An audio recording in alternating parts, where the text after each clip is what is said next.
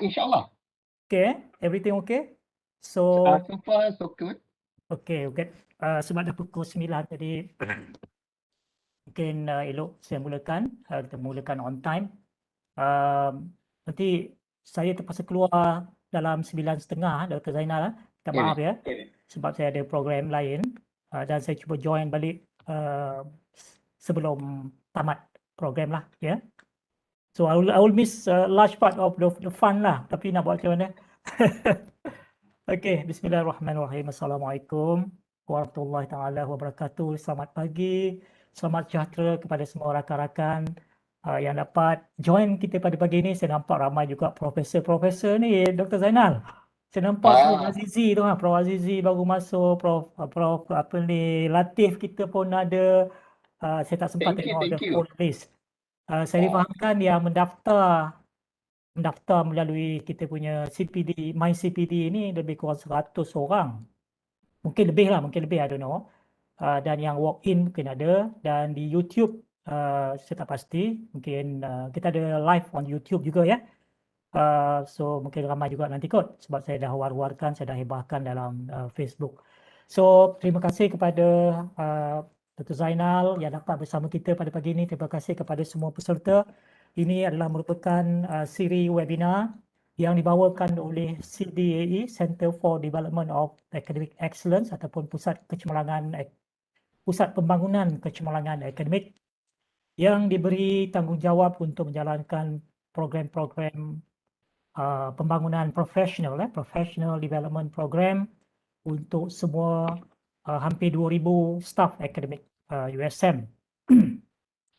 Tapi kita juga membuka sesi-sesi ataupun program-program yang kita jalankan ini, kita juga buka kepada orang ramai ataupun pihak luar, supaya bukan sahaja terhad kepada USM staff saja yang akan mendapat faedah dan manfaat, tetapi seramai yang mungkin di luar sana ya dapat manfaat daripada program-program yang dijalankan. Sharing is caring, sharing is growing. Alright. Jadi kita bertuah pada pagi ini.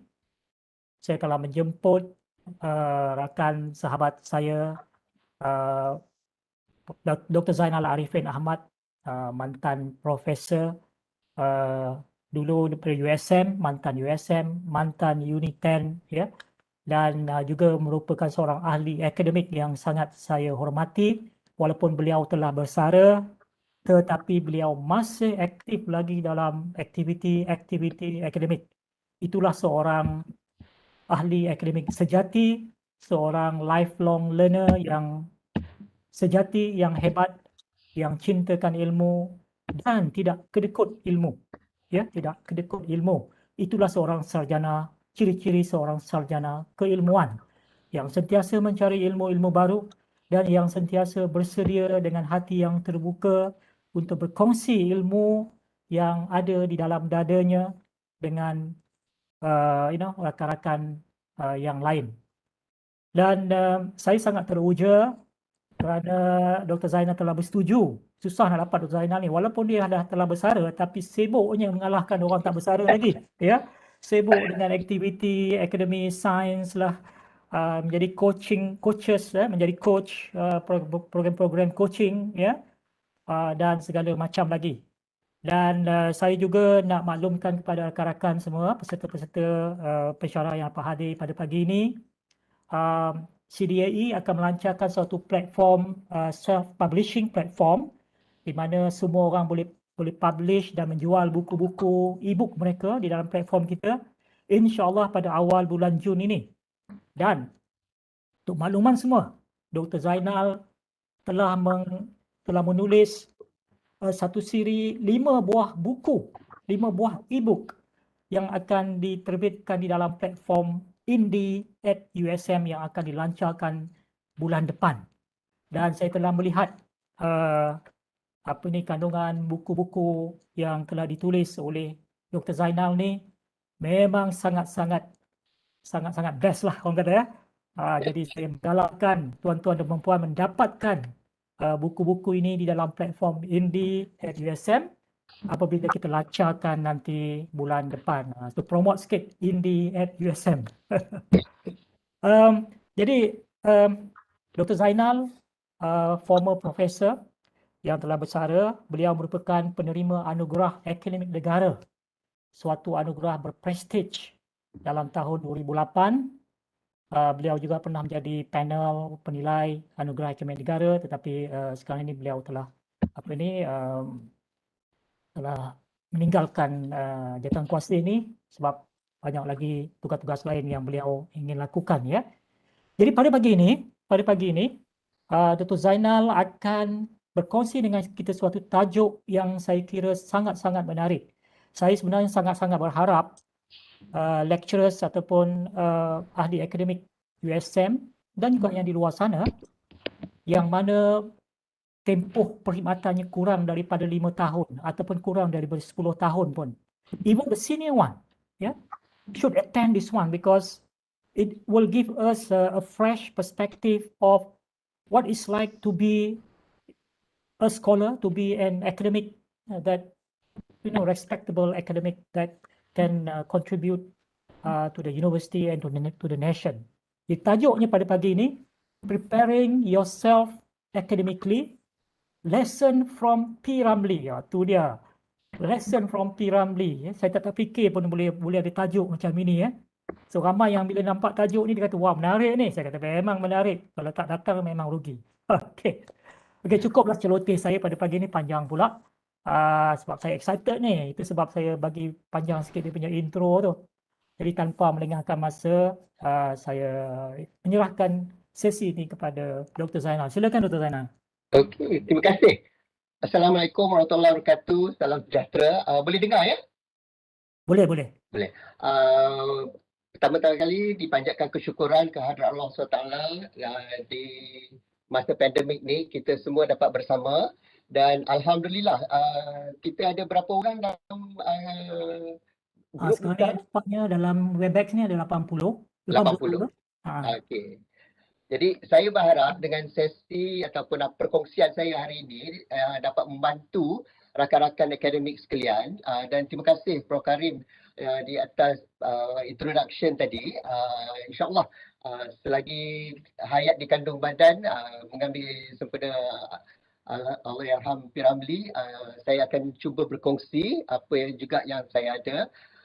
Dan apa yang akan kita lakukan saudara-saudari, tuan-tuan dan puan-puan profesor sekalian, ya? Dr. Zainal, Datuk Seri Saleh apa pun ada ni. Alhamdulillah. Tu dia. Datuk, apa khabar? Wah, ni jejak kasih ni. Alhamdulillah, terima kasih. Terima kasih join. InsyaAllah. Jadi dalam masa 2 atau 3 jam ni, kita akan cuba bersama-sama untuk menyediakan diri sebagai seorang akademik ataupun cuba melihat dari perspektif atau kanta Allahyarham P. Ramlee, bagaimana kita boleh menyediakan diri sebagai seorang akademik. Di sepanjang sesi ini ada 5 pit stop ataupun 5 filem yang saya akan paparkan dan kita akan cuba minta bantuan daripada tuan-tuan dan puan-puan para peminat P. Ramlee. Ada yang mungkin tak tahu pun siapa P. Ramlee itu. Jadi saya akan cuba buat name picker 5 orang untuk membantu saya sebagai pengiring, ya, ataupun pemula untuk lagu-lagu P. Ramlee.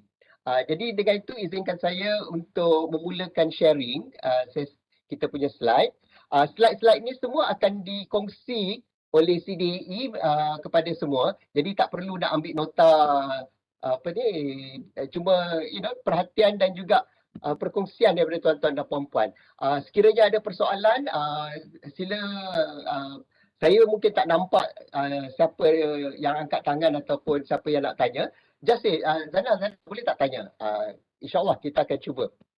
Jadi saya akan cuba kongsi di sini. Boleh nampak tak slide? Boleh. Alhamdulillah. Okey, tuan-tuan dan puan-puan, sebelum kita mula, izinkan saya menyemput tuan-tuan dan puan-puan menyedekahkan Al-Fatihah buat arwah Tan Sri P. Ramlee. Bismillahirrahmanirrahim. Bismillahirrahmanirrahim. Alhamdulillah.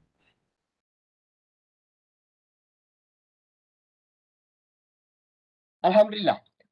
Mungkin arwah tak pernah terfikir bahawa apa yang telah dilakukannya sepanjang kerjayanya boleh menjadi ilham kepada kita para akademik, dan insya-Allah ya, apa yang saya akan lakukan, kita cuba mencerap daripada karya-karya Allahyarham P. Ramlee, bagaimana dia boleh mencetuskan ilham kepada kita sebagai akademik ya.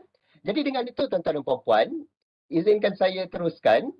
Ini sedikit latar belakang saya. Nanti kalau tuan-tuan dah dapat nota boleh lihat. Saya ingin memberi perhatian kepada tuan-tuan dan puan-puan yang bawah ni, yang color-color ni. Tuan-tuan dan puan-puan, sebagai ahli akademik, tuan-tuan dan puan-puan sekarang bukan lagi teacher ataupun lecturer ya. Untuk mendepani masa pandemik ini dan juga 2030 sebagai kita mengharungi pandemik ini untuk sampai ke 2030, tuan-tuan dan puan-puan sekarang adalah socio-economic transformer ya. InsyaAllah pembentangan saya ini akan berkisar sekarang di sekitar peranan tuan-tuan dan puan-puan sebagai socio-economic transformer ya. Dan sebagai seorang socio-economic transformer, color-color ni ataupun warna-warna ni merupakan cetusan ataupun apa yang boleh dijadikan bekalan tuan-tuan dan puan-puan untuk membantu membangunkan atau pembangunan socio-ekonomik negara kita ya.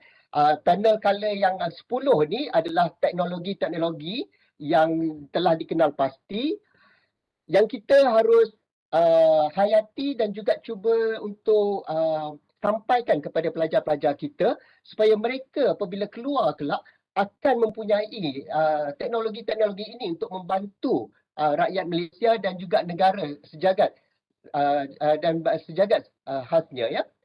Dan yang 17 warna di bawah tu adalah SDG goals ya. Di development goals, yang mana apa juga yang kita lakukan sebagai seorang akademik harus mendokong ataupun menjurus kepada antara 17 ini. Dan 10 teknologi tadi adalah sebagai enabler ya. Dan pembentangan saya seterusnya akan berkisar sekadar 10 teknologi ini dan juga SDG ya. Dengan itu tuan-tuan dan puan-puan, izinkan saya memberi sedikit latar belakang tentang apa yang akan kita lalui. Hari ini ada 5 fasa seperti saya kata tadi. Reinvent yourself, understand yourself, apply yourself, evaluate yourself and prepare yourself as an academic. Dan insya-Allah tuan-tuan dan puan-puan, saya akan buat dua bahasa Malaysia dan bahasa Inggeris. So saya harap semua boleh ikuti. Dan semua pembentangan ini adalah berasaskan 5 filem P. Ramlee yang telah memenangi anugerah ya. Filem-filem tersebut adalah Hang Tuah, Anakku Sazali, Nujum Pak Belalang, Ibu Mertuaku dan Madu 3. Jadi dengan itu tuan-tuan dan puan-puan, izinkan saya menjemput tuan-tuan dan puan-puan untuk menghayati karakter-karakter dalam filem-filem tersebut ya. Dan saya akan cuba untuk menonjolkan ya apa yang boleh kita pelajari daripada karakter-karakter atau jalan cerita P. Ramlee, filem P. Ramlee tersebut. Dan sepanjang 2 jam 3 jam ni saya mohon tuan-tuan dan puan satu aja pasang niat ya, bagaimana ilmu yang kita kongsi hari ini dapat membantu tuan-tuan dan puan dalam dunia akademik. Kedua is have fun ya. The idea is ini bukan nak serius-serius, we just gonna have fun doing it ya. Dan kita harap ya tuan-tuan dan puan, siapa juga yang kita pilih dalam sesi icebreaker nanti untuk gunakan name name tweaker, akan tampil ke hadapan untuk memulakan ya setiap sesi kita. Jadi dengan tu tuan-tuan dan puan, sedikit latar belakang tentang Allahyarham P. Ramlee. Beliau sepanjang kerjayanya telah membintangi dan juga directors 66 filem dan daripada yang saya baca dalam internet ya, 401 lagu daripada 1948 hingga 1973. Jadi tuan-tuan dan puan-puan, kita sebagai seorang akademik ya, mungkin apabila kita dan seperti saya dan rakan-rakan mana yang dah bersara ya, kadang-kadang kita sekarang ni reflect balik apa yang telah kita lakukan sepanjang kerjaya akademik kita. Ya, P. Ramlee tak sempat beliau meninggal dunia pada tahun 1973, mungkin dia tak realise apa yang telah dihasilkan sepanjang kerjayanya. Jadi apa yang saya nampak daripada apa yang telah diceritakan dan dikumpulkan tentang P. Ramlee tanpa disedari beliau telah mengutarakan isu-isu socio-ekonomi, isu-isu masyarakat ya dalam 66 filem yang telah dibintangi dan juga telah hasilkan oleh beliau. Dan kalau kita hayati lirik-lirik lagunya, begitu juga ya. Kalau kita mendalami, dan sebentar lagi Prof Karim dan saya akan cuba illustrate ataupun menunjukkan bagaimana satu-satu lagu tu boleh kita hayati ya. Jadi dengan tu tuan-tuan dan puan-puan, sedikit latar belakang, 5 milestone untuk hari ini. Untuk sesi pertama, Reinvent Yourself, adalah berasaskan filem Hang Tuah. Understand Yourself, yang lebih berkisar tentang falsafah ataupun your teaching philosophy, kita berasaskan kepada Anakku Sazali. Apply Yourself, untuk kreativiti dan inovasi, to future proof your teaching and learning ya. Kita berasaskan Nujum Pak Belalang. Kalau mereka yang telah menonton filem Nujum Pak Belalang tu, you'll get what I mean by filem ini ya. Bagaimana ia relate dengan kreativiti dan inovasi. Ibu Mertuaku will ask you to evaluate yourself. Ya, ada orang suka, ada orang tak suka filem Ibu Mertuaku. Tapi untuk Nyonya Mansur dalam kehidupan kita itu, kita cuba nilai apa yang ingin disampaikan oleh Nyonya-Nyonya Mansur dalam hidup kita. Dan last kali Madu 3, dan tujuan saya bukan nak menggalakkan tuan-tuan dan puan-puan kahwin 3.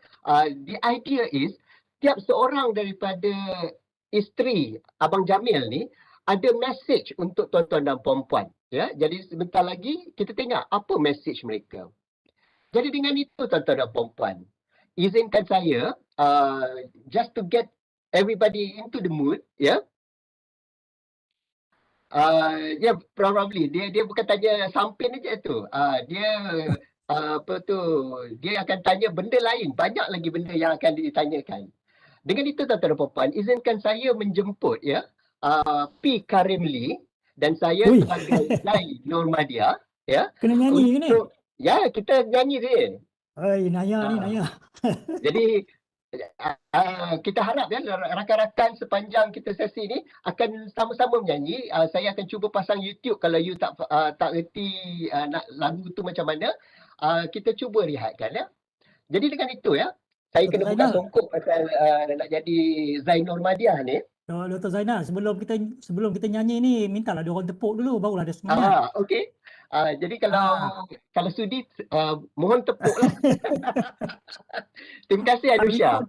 Hari dah hujan dekat sini pun, so tak apalah kan. Betul, Melawati pun nak hujan dah, nak ribut dah ni. Hai Naya.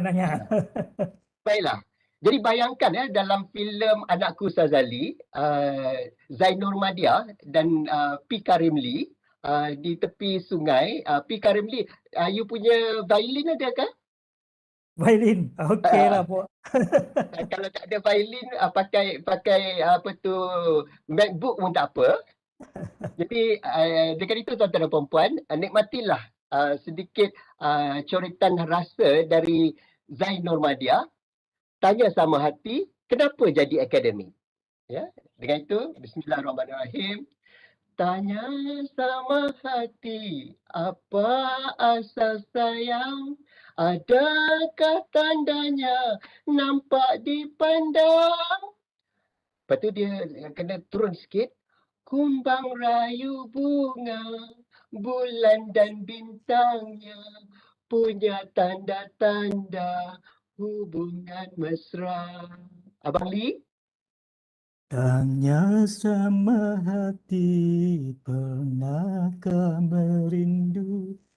Ingat masa lena, apa mimpimu? Masa berjauhan, apa nan dikenang, bila difahamkan, itulah sayang. Alhamdulillah.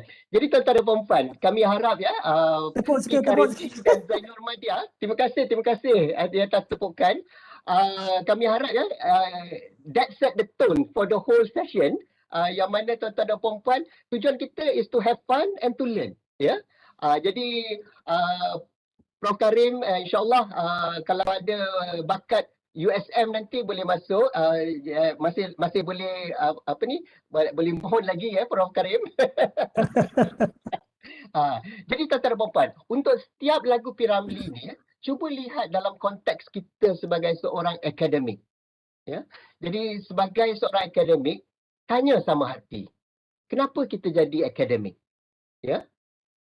Dan kita cuba lihat ya, di manakah letaknya ya, bila kata bulan dan bintang tu merupakan sesuatu yang amat jauh, amat susah hendak digarap atau hendak dicapai.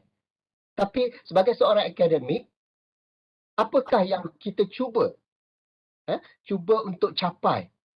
So these are the things that when we talk about scholarship, these are the things that we try to focus on.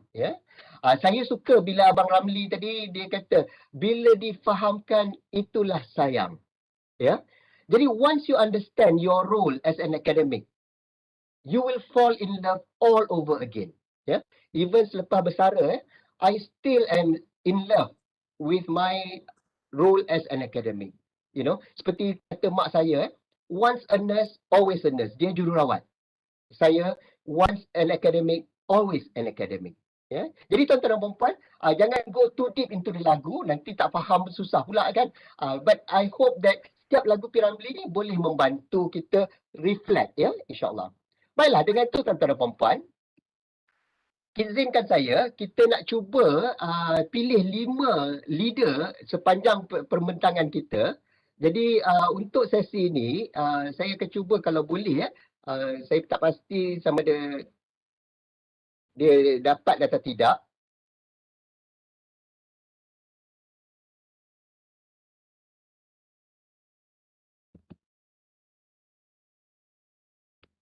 Kita akan cuba gunakan random name picker.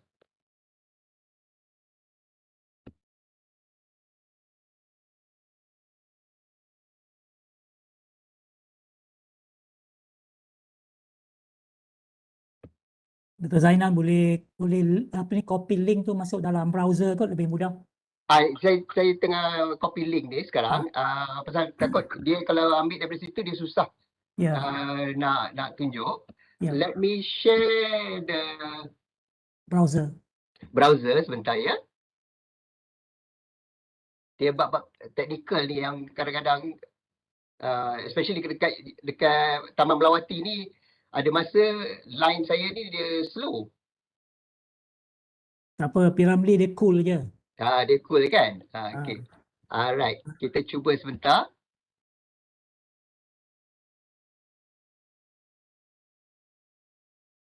Pasal tak puas lah nyanyi tadi, Dr. Zainal?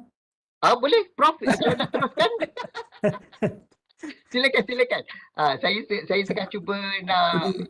Hujan dah mula lebat dah kat sini ni. Itulah. Itulah pasal tadi tu. Saya tengah klik wheel ni. Nak cuba... Ada nampak tak, Prof? Okay, kena share the browser kot. Share screen. Share browser. Okay, it's coming up. Okay, nampak dah. Nampak ya? Cantik lah.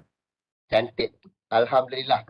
Jadi tuan-tuan dan puan-puan, since kita nak kena jadi socio-economic transformer, kita kena mahir juga jadi virtual facilitator melalui internet ni. Ya. Vigna Singham, anda ada ke? Ada. Boleh unmute and kita tengok Vigna Singham ada tak? Ini Prof Vigna. Prof Vigna ni memang pandai nyanyi ni. Prof Vigna. So the next session ni Prof Vigna, if you can help me to take the lead. Terusnya kita pilih yang kedua. Jadi senang, kita buat siap-siap. Don't worry, Prof. Igna. We can sing along. Yes. Tujuannya Prof. Igna bukan you seorang nyanyi. Semua orang kena nyanyi ya. You just lead aja.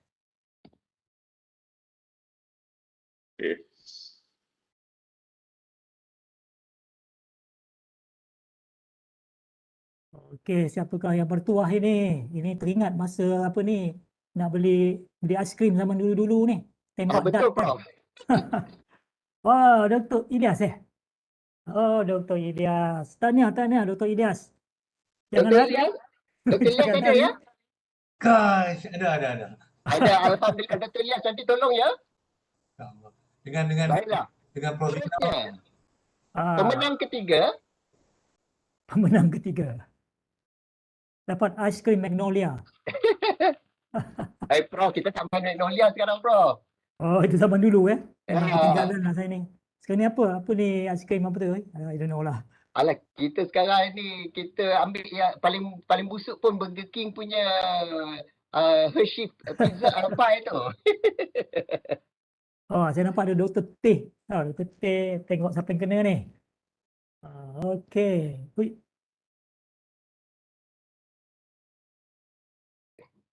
Macam Mariam je kena ni. itulah. Dr. Yam ni. Dr. Yam. Dr. Yang. Dapat dah. Tak keluar lagi. Ya, itu dia Dr. Mariam. Ini orang fizik ni. Alhamdulillah. Orang Jadi fizik ni. Dr. Mariam sebentar lagi minta tolong ya. Yang keempat. Ya, siapakah yang bertuah itu dapat aiskrim Magnolia? Alamak, dah dekat 9:30 dah. Alamak, I have to leave. Tak apa Prof. Nanti datang balik Prof. Itulah tak syok lah, lama. Kena dengar Prof. Vigna nyanyi dulu. Nanti saya cuba jam masuk lah. Ya, baik. Ya, siapa itu? The next one. Ni lambat pula. Dia dah berpusing. Dia pasal ada 100 lebih nama.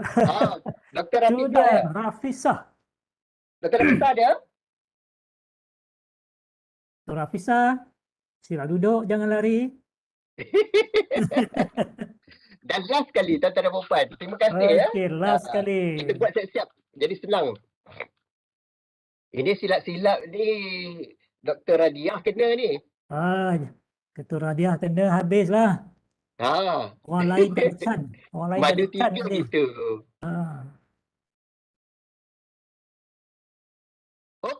Tu. Terlepas.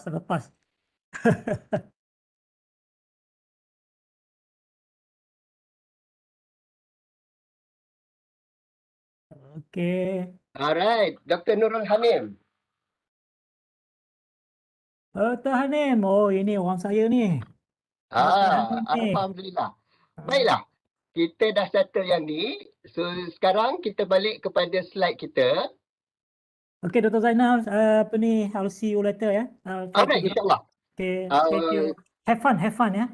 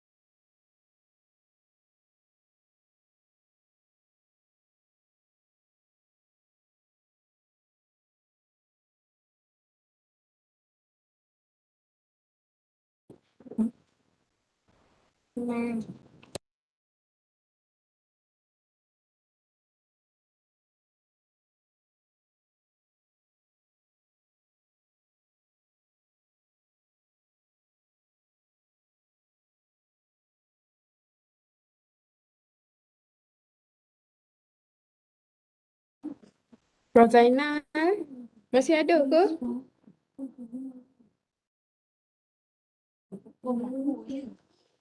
Ya. Sorry semua, kita tunggu Prof. Zainal. Sekarang saya rasa dia punya line problem. Sekejap je.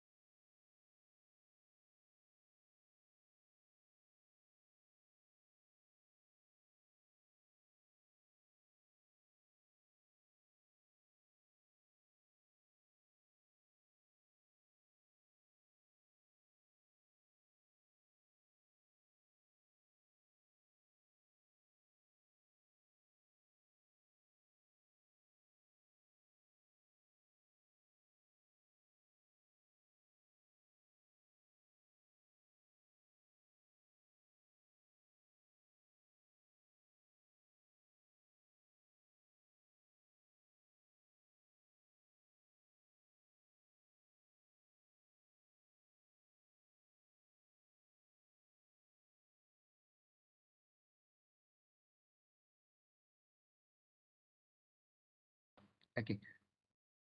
Minta maaf tadi masa saya exit tu, dia tertekan exit. Boleh dengar kan? Boleh, Prof. Alright. Jadi kita teruskan.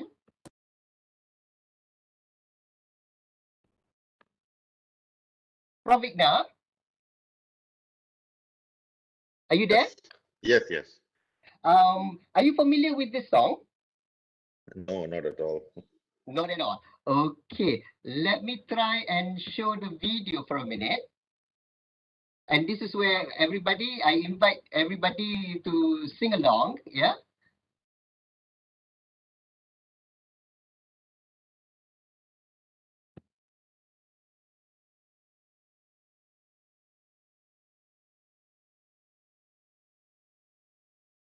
Sorry, the line is a bit slow today. Let me just try.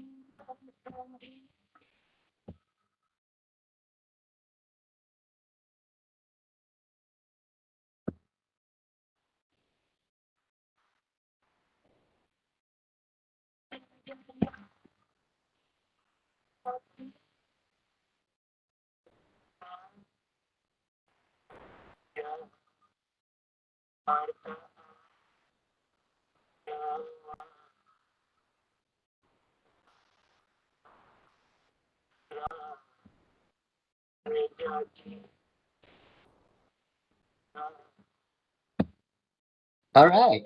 So, Prof. Victor, do you remember this song?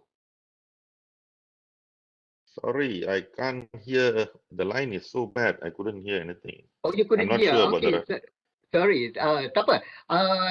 For those of you who remember this song, can you tell me about this song? Berkorban apa saja? Let me go back to the slide. And again, that's one of the challenge, especially with the internet here in Melawati. Whenever I go back and forth, it will there's a lag. So let me try slowly get back to the sharing.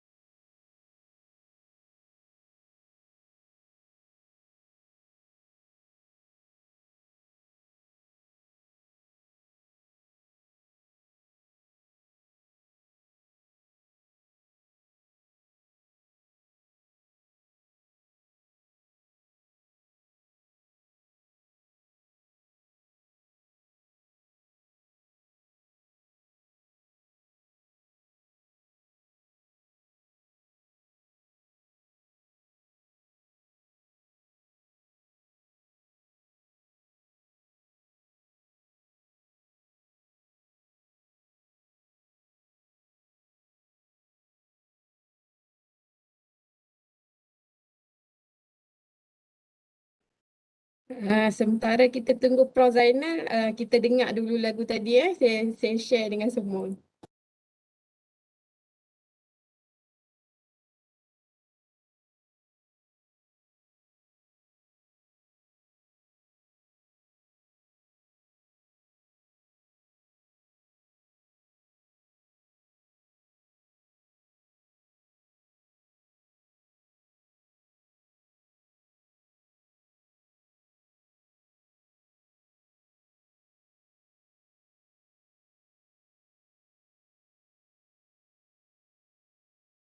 Berkorban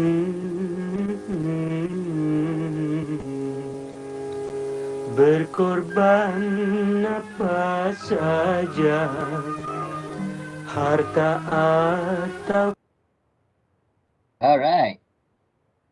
Zana boleh dengar ke Zana?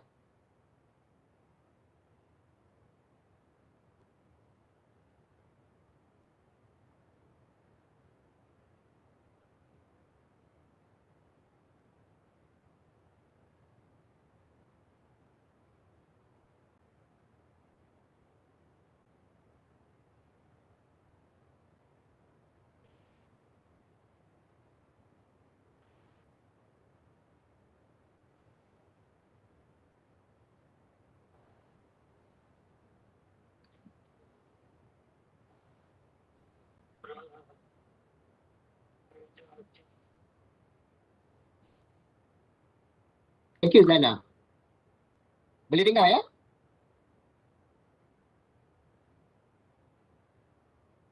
Dapat dengar Prof? Alright. Boleh turn off lagu tu sekejap?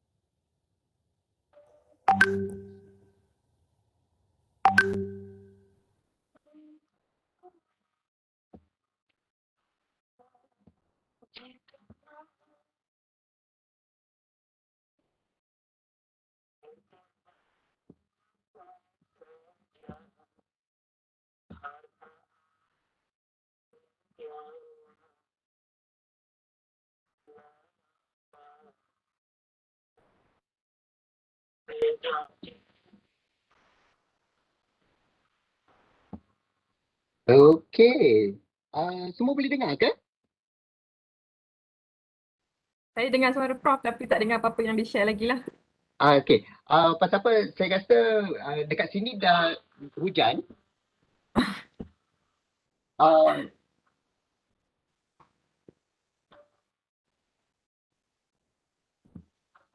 Okey. Minta maaf ya. Dekat Melawati ni dah mula hujan. So I think I'm having problem with the internet. But what I'll try to do is for the next moving forward, we're not going to switch back and forth. Saya takut hilang. Tapi masing-masing boleh dengar ya? Boleh dengar Prof, Boleh ya? suara Prof. Alright. So let me share back the slide and we'll just go with the slide at this time. Again, I'm afraid to go back and forth now. Otherwise, I'll lose you again.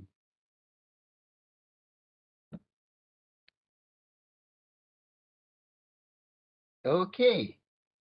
So maybe can we get a few ideas on when you think of this song, Berkorban Apa Saja, apa yang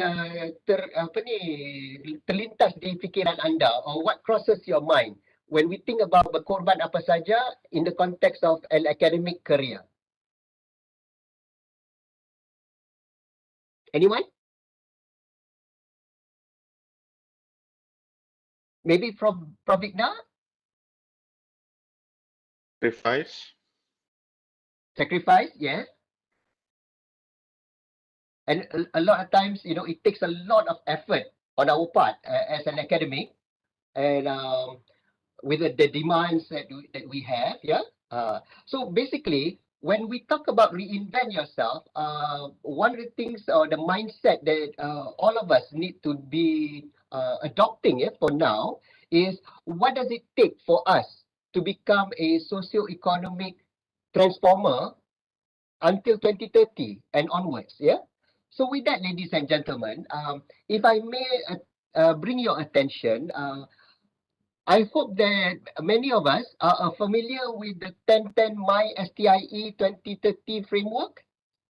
Are you all familiar?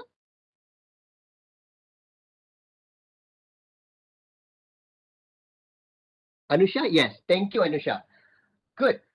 The idea now is that for the future of Malaysia going into 2030, everything that we do, and again, it affects us as academics, either as a teacher, as a researcher, as in our papers, will be based on the 1010 MySTIE. And basically, just like Hang Tuah, we have to ask ourselves, how do we reinvent ourselves based on the 1010 MySTIE framework? Now, the reason why I'm sharing this, sebagai fellow of the Academy of Sciences Malaysia, I'm observing selepas kita lancarkan 1010 MySTIE framework ni, tuan-tuan dan puan-puan, dia akan mempengaruhi dan juga dia akan melibatkan semua aspek, sama ada kerajaan ataupun bukan kerajaan, sama ada grant dan sebagainya. So it's going to affect us. So we really have to be prepared. So what do I mean by the 1010 STIE framework? So basically, if you're not familiar, please download for free. This document has been downloaded 143 times, 143,000 times by people from 30 countries. Jadi dokumen ni diguna pakai sebagai rujukan di 30 buah negara. Dan di Malaysia, ianya merupakan titik tolak ataupun asas kepada dasar-dasar dan juga pemberian grant oleh pihak-pihak kementerian, sama ada MySTIE, MOHI dan sebagainya. Jadi, tuan-tuan dan puan-puan, it will be good for you to be aware of the 1010 MySTIE framework. So basically, the MySTIE framework, the idea is how do we prepare ourselves as academics to prepare the future generation of Malaysia. And at the same time, in our role as researchers, how can we utilize this framework in our research, in our consultancy, in our postgraduate studies? Because all of this ada implication. Even the services that you render to the government now, they will ask, are you familiar with the 1010 MySTIE framework? So, without going into detail, yang ni you kena really baca sendiri, saya nak highlight 10 technology drivers, 10 socio-economic drivers dan 30 niche areas yang tuan-tuan dan puan-puan, you need to have some familiarity with. So basically, tuan-tuan dan puan-puan, if you look in the document, dia bentangkan dalam bentuk matrix 10-10. Socio-economic drivers yang 10 tu, energy, business, finance, culture, arts, medical, healthcare, smart technology, smart cities, water, food security, agriculture, and forestry, education, and biodiversity, environment biodiversity, dengan 10 technology drivers atau enablers. 5G, 6G, sensor technology, 4D, 5D printing, advanced materials, advanced intelligence system, cyber security and encryption, augmented analytics and data discovery, blockchain, neurotechnology, gene editing and modification atau dikenali sebagai bioscience technology. Jadi tuan-tuan dan puan-puan, you need to be familiarized, you need to menjadi champion kepada sama ada teknologi-teknologi ini ataupun dalam socio-economic areas yang dikenal pasti ini. Socio-economic drivers ini juga dikenal pasti sebagai the Malaysian Grand Challenges. Ini telah dilancarkan, framework ini telah dilancarkan pada 8 Disember 2020 oleh YB Hairi Jamaluddin. Dan the idea is to prepare Malaysia for innovative creative capability, for economic competitiveness. Dan the idea here ialah STIE ekosistem Malaysia ni, kita nak menjurus kepada socio-economic transformation. Jadi kita sebagai ejen perubahan ataupun the change agent of the country, we are expected to prepare our students, to prepare ourselves on this 10-10 STIE framework. So how do we do that, tuan-tuan dan puan-puan? You need to reinvent yourself. And for those of you who are the junior faculty, start from now. And for those of you who are senior and also experienced, take a look at your teaching portfolio.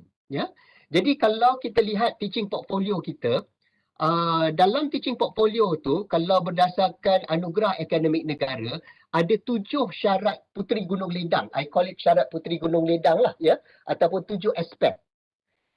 7 aspek tu, dan saya akan kupas sepanjang pembentangan kita hari ini, kita akan kupas satu persatu bagaimana kita boleh menyediakan diri untuk 10-10 MySTIE framework ni. Yang pertama, tuan-tuan dan puan-puan, sebentar lagi kita akan lihat falsafah pengajaran pembelajaran kita, our teaching philosophy, teaching and learning philosophy. Dan kita akan lihat the overall strategy in terms of our teaching method, supervision and assessment. Are we really, taking advantage of the 10-10 MySTIE framework? If not, how do we do that? Seterusnya, the next session, kita akan melihat creativity and innovation. Creativity dan inovasi dalam teaching dan learning, di mana kita akan lihat bagaimana, how do we assess the impact of innovation on the quality of teaching as well as on the quality of learning. Seterusnya, the teaching assessment and testimonial. You need to start documenting all of the teaching assessment as well as testimonials. Dan saya difahami kalau kita di USM and many other universities, benda ni semua dah boleh buat online. Kalau dah hijau, that means you're ready. So these are the things that you might want to prepare for yourself. And later, if you want to prepare yourself for anugerah akademik negara, all of this have to be evidenced. Mesti ditunjukkan bukti. Dan last kali, scholarship in teaching and learning, in terms of professional development. Jadi tuan-tuan dan puan-puan, at this time, izinkan saya jemput tuan-tuan dan puan-puan semua, go into menti.com. Go into menti.com and then use the code 3018-5149, and then kita tengok how ready are you in terms of reinventing yourself in your teaching portfolio. Jadi izinkan saya berhenti di sini untuk tunjukkan slide menti.com tadi. Sebelum tu ada soalan tak? Anybody? Any question? Tak ada, Prof. Tak ada. Alright. So, sekarang saya dah tunjukkan slide ni, menti.com. Boleh tak tuan-tuan dan puan-puan tolong masuk and then kita lihat. Where are you? So far 2 orang dah masuk. Where are you in terms of your readiness for the teaching and learning portfolio?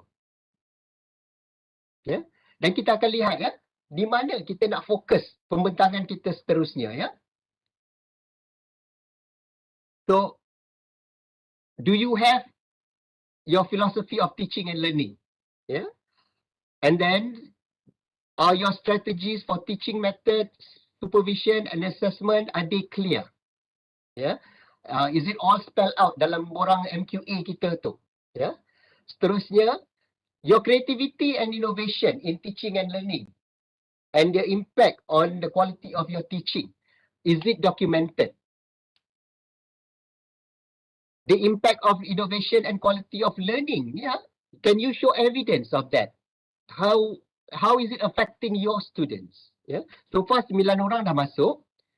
Kemudian kita lihat your teaching assessment and testimonial. Can the students attest to what you're trying to do in your classes?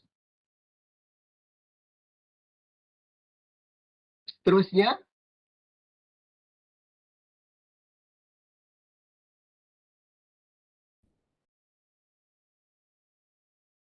your teaching and learning improvement based on your reflection and research. And lastly, your scholarship in teaching and learning, professional development. Okay. So far 24 orang dah masuk, kita lihat. Dalam banyak-banyak ni, scholarship in teaching and learning, professional development is something that is a bit low at 5.6 sekarang ni.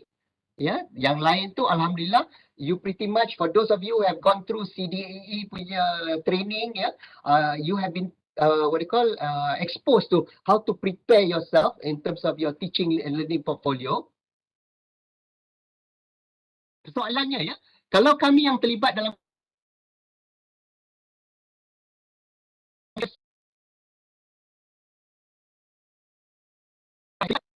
kalau kita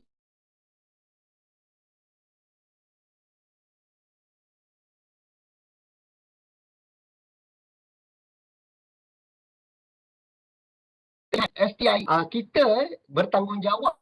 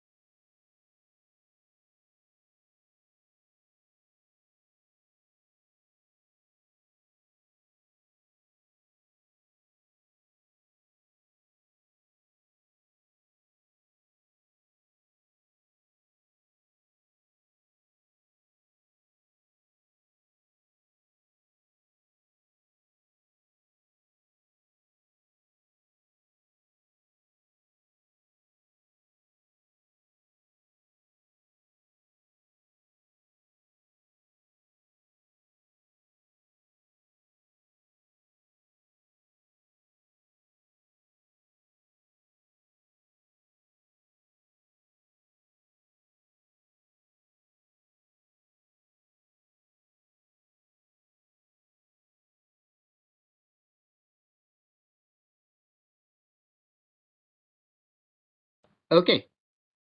Boleh dengar kan sekarang? Boleh, Prof. Boleh, Ah, Prof. Tadi putus Minta maaf, jap. dia every time saya switch platform, dia terus log out, Cisco terus log out, ya.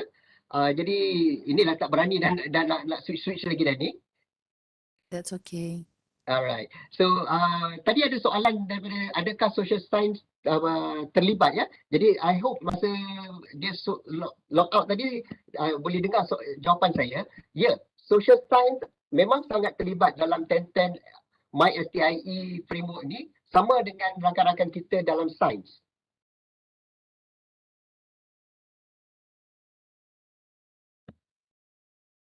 So moving forward, I will not switch back and forth. So saya minta maaf, ya, because every time saya switch back and forth, dia terputus.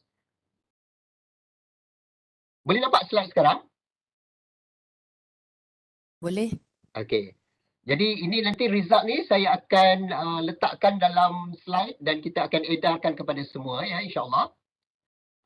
Jadi, as you prepare yourself, ladies and gentlemen, to reinvent yourself as a teacher, you are now a socio-economic transformer.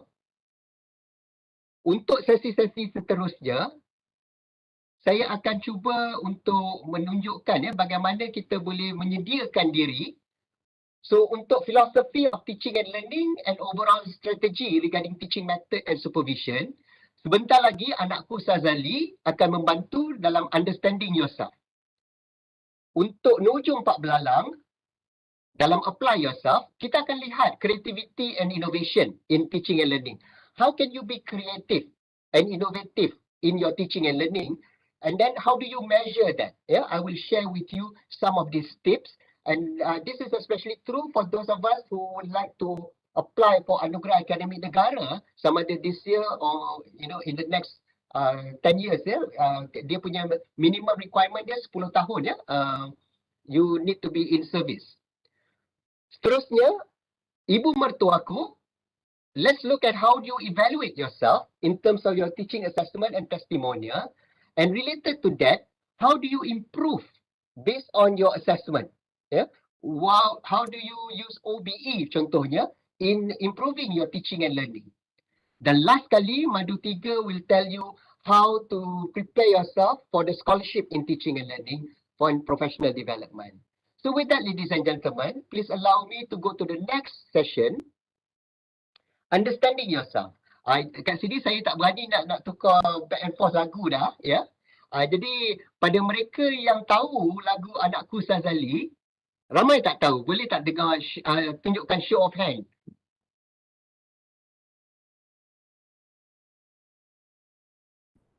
Alhamdulillah. Ya, saya cuma boleh nampak partial screen je, tapi saya nampak ramai juga yang boleh tunjukkan dia punya hand ya. Very good. Zarul Fitri, thank you. Ya. Now, ada tak dalam kalangan tuan-tuan dan puan-puan yang sudi untuk bersama saya kita cuba dendangkan lagu Anakku Sazali ni? Apa yang sedang cuba disampaikan oleh bapaknya si Hasan kepada anaknya? So, Dr. Zarul, boleh tolong saya? Boleh, Prof. Alright. Silakan. Nak suruh nyanyi ke? Kita jadi serangkap cukup lah. Okey, boleh. Silakan.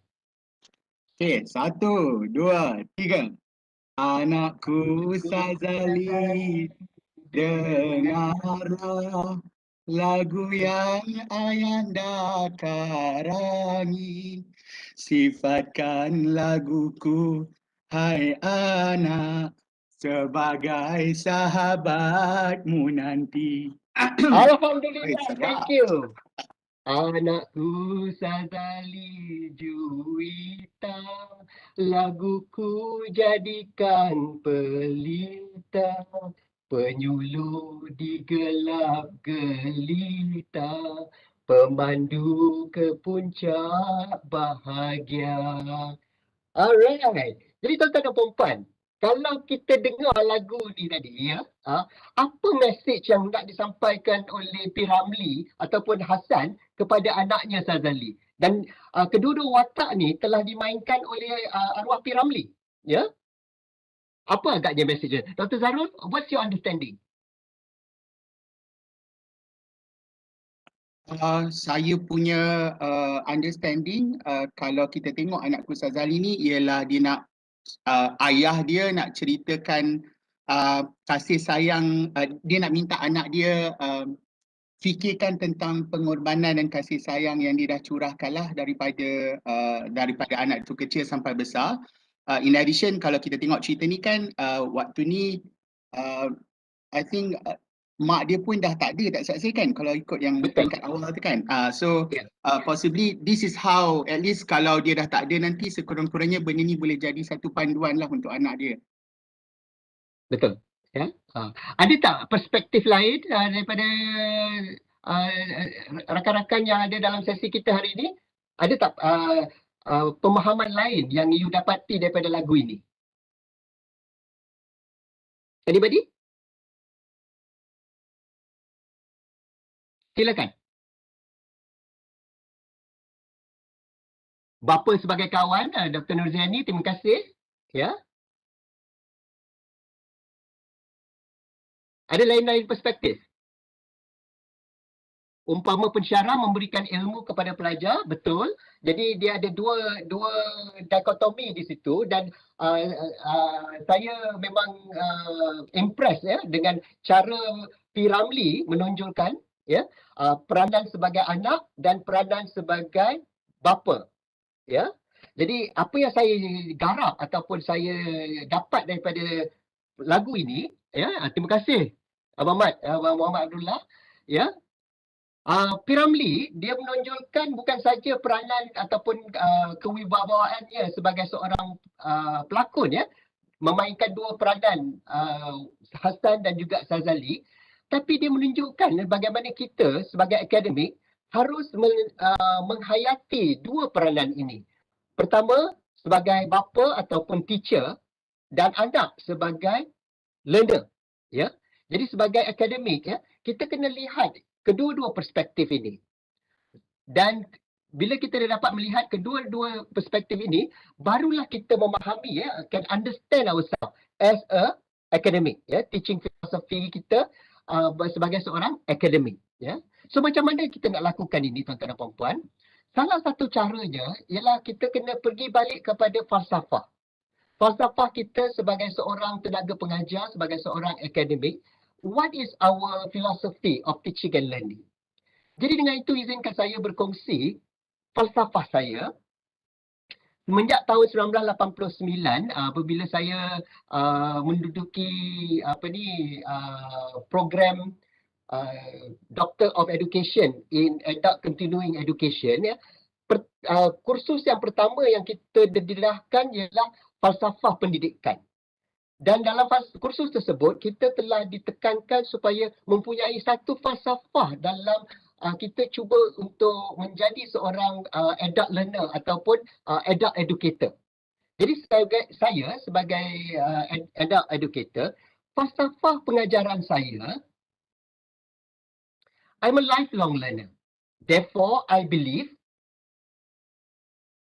learning should be fun, meaningful and lifelong. Jadi tuan-tuan dan puan-puan, kalau you lihat sesi saya hari ini, I try to embody falsafah saya tersebut yang mana the learning is made to be fun. Ya, minta maaf dengan masalah teknikal kita ada, tapi kalau tak ada masalah teknikal ni, insya-Allah kalau kita buat secara face to face, memang we will have a lot of fun singing together. Ya.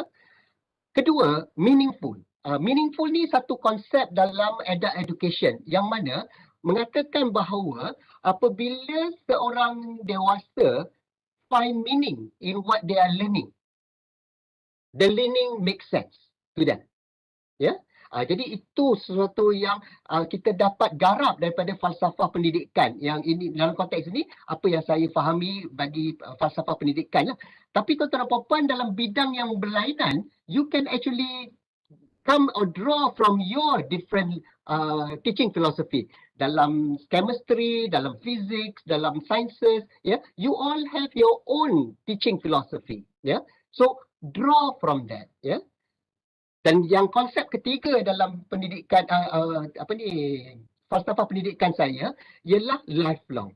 Apa juga yang saya lakukan sepanjang kerjaya saya semenjak 1989 sehinggalah hari ini is lifelong. It's something that I continue doing and I try to continue improving myself. Yeah? And in the process, I hope that others can learn from it also. Yeah? Jadi itu teaching philosophy ataupun falsafah pendidikan. Dan sedikit latar belakangnya tuan-tuan dan puan-puan. Pada rakan-rakan dari pendidikan, ya, you might be aware of this, heutagogy, self-determined learning. Ya. Jadi di mana nak draw you punya falsafah tu?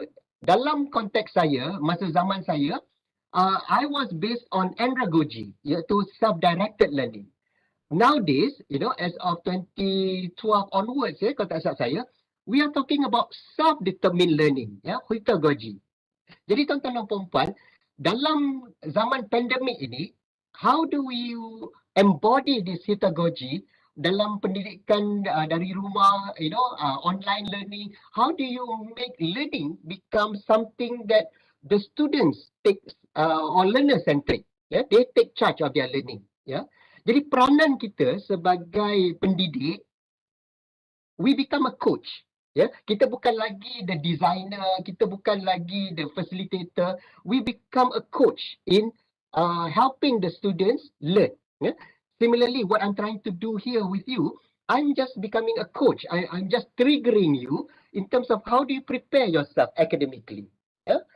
So this is something when you talk about having a philosophy of teaching and learning, it helps to guide your action. So with that, ladies and gentlemen, kalau you tak ada lagi you punya falsafah pendidikan, take some time after our session today, reflect. on the ways that you've been teaching and the approaches that you've been using, where do you draw your philosophy? Ya, sebagai contoh, saya ada seorang rakan, seorang profesor di UKM, dia seorang doktor optometris, ya, pakar optometris. She draws her teaching philosophy from Helen Keller. Kalau you tahu Helen Keller, beliau merupakan seorang aktivis, ya, Amerika who is deaf and blind. Ya, dia pekak dan bisu, ya. But she has made an impact in the world. Yeah. So whenever she does her teaching, this professor draw from her experiences, draw from when I say her, meaning Helen Keller's experiences. You know, how do you actually educate for people who cannot hear, for people who cannot see? And when I say this, not physically, yeah, yang belum nampak, yang belum dengar, yeah. So bagaimana kita nak bawa ini kepada kuliah kita pula? Berikut adalah dua soalan yang tuan-tuan dan puan perlu tanya pada diri tuan-tuan dan puan. Now that you are a socio-economic transformer. Yeah. Now, as a socio-economic transformer, ask yourself in your classes, which socio-economic sectors are relevant in your teaching? Nah, semasa saya di USM, saya di School of Management dan Graduate School of Business. Dan example yang saya guna di sini ialah business and financial services. Yeah. I draw my socio-economic sector from business and financial services. Tapi kalau tuan-tuan dan puan tengok dalam 10 MySTIE framework, ya, dia mengatakan bahawa apa juga yang kita lakukan dalam bidang kita, business and financial services, ada implikasi kepada bidang-bidang lain. Dalam konteks ini dia pilih 3 yang terutama, iaitu smart technologies and system. Jadi bayangkan masa saya di USM, we've been doing that, ya, rakan-rakan kita dan juga student kita daripada free trade zone, ya. Without realizing it, we are impacting our students who are working in the free trade zone and vice versa. Yang buat MBA dan PhD ataupun DBA dengan kita tu, we are impacting them as they come back to study with us, ya. Terusnya, culture, arts and tourism. Ya. Without realizing, ya, kita ingatkan dunia bisnes ni kita fokus tentang duit, tentang bisnes saja. Tapi implikasi kita sekarang ni ada dalam culture, art and tourism. Ya. Apa juga yang kita lakukan ada dalam culture, art and tourism. Dan sekarang ni medical and healthcare. Ya. Terutamanya dalam zaman pandemik ini, tuan-tuan dan puan-puan, apakah peranan rakan-rakan kita di School of Management dan Graduate School of Business, ya, in business and financial services sector, in medical and healthcare, ya, culture, arts and tourism, smart technology and system. Ya. Bayangkan teknologi mana, iaitu soalan kedua kita, teknologi mana yang kita boleh gunakan untuk membantu kita. Jadi sebagai contoh, ya, untuk medical and healthcare, permasalahan utama sekarang ni, kenapa warga tua atau warga emas ramai yang tidak pergi untuk mendapatkan suntikan? Kenapa kita mempunyai masalah semalam AstraZeneca offer 900,000 suntikan, tempat untuk suntikan, tapi sistem kita down, ya. We had so much difficulty, especially kat KL, you press berapa kali tak dapat nak masuk locality KL, ya. Seterusnya, apabila kita melihat isu newspaper pagi ni, ya, makis, daging beku, problem, halal. Tuan-tuan dan puan-puan, kawan-kawan kita di business and financial services, ya, apakah teknologi yang boleh digunakan untuk menangani masalah daging beku halal yang tak halal tu? Ya? Boleh tak kita guna blockchain? Boleh tak kita guna teknologi-teknologi yang ada yang telah dikenal pasti antara 10 tu untuk menangani ini? Jadi tuan-tuan dan puan-puan, apa yang ingin saya cadangkan di sini ialah kalau you rujuk kepada 10 MySTIE dokumen tu, dia dah kenal pasti apakah antara cabaran-cabaran teknologi yang boleh kita guna pakai, ya, berbanding kepada socio-economic sektor kita, ya. Gunakan garis panduan ataupun framework yang diberikan itu untuk trigger student-student kita. Jadi sebagai contoh, boleh tak kita, dan sebentar lagi saya akan tunjukkan contoh bagaimana nak gunakan ini, gunakan sebagai projek tahun akhir student kita. Gunakan sebagai bidang kajian untuk kita punya PhD student. Gunakan untuk perbincangan dalam tutorial kita, ya. Bagaimana teknologi ini boleh digunakan untuk membantu menangani masalah-masalah yang dihadapi oleh masyarakat sekarang. Ya. I hope this will trigger you to start thinking how to reinvent yourself. Ya. How to understand yourself, and again, go back to your philosophy. Adakah falsafah anda ialah untuk menggunakan teknologi-teknologi ini dalam pengajaran? So, where do you draw this philosophy? Pada rakan-rakan saya dalam ICT, you're familiar with artificial intelligence framework. Yeah? You can draw from that. Yeah? Artificial intelligence framework adalah satu falsafah. Mungkin bukan falsafah pengajaran, tapi boleh digunakan dalam you punya pengajaran. I hope I've given you some examples here and there to help you. Jadi tuan-tuan dan puan-puan, ulang suara, 2 soalan yang perlu ditanyakan untuk kita menilai semula kita punya course outline, dan kalau ini saya cadangkan juga nilai semula program akademik kita. Adakah kita menyediakan pelajar-pelajar kita untuk 20-30? Ya? Are we preparing them for the socio-economic transformation? 2 soalan tersebut. Which socio-economic sectors are relevant in your teaching? That means bukan saja bidang yang you ajar, tapi other bidang. And what technologies are you using teaching in your course or academic program? So di sinilah di mana rakan-rakan dalam satu pusat pengajian, you have to come together and identify. For my course, I'm going to focus on this technology. For this course, you might want to focus on another technology. Kita tak boleh nak jadi jack of all trades. You know, we cannot cover all technology in a one course. But in the 30 courses in a program, you can do this.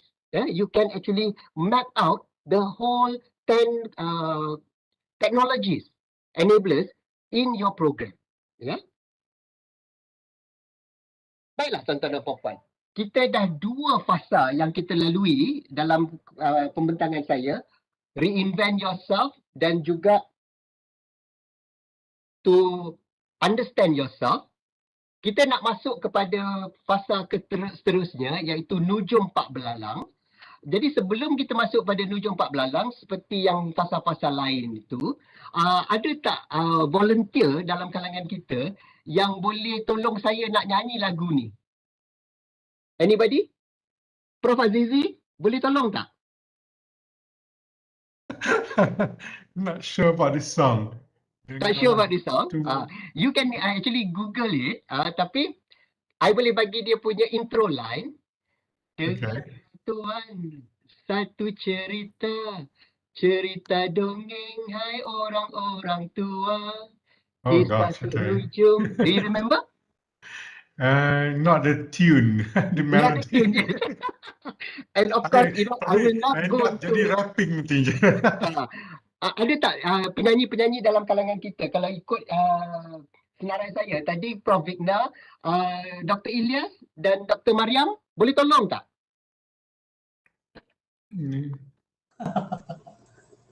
Zainal, lagu ni tak familiar.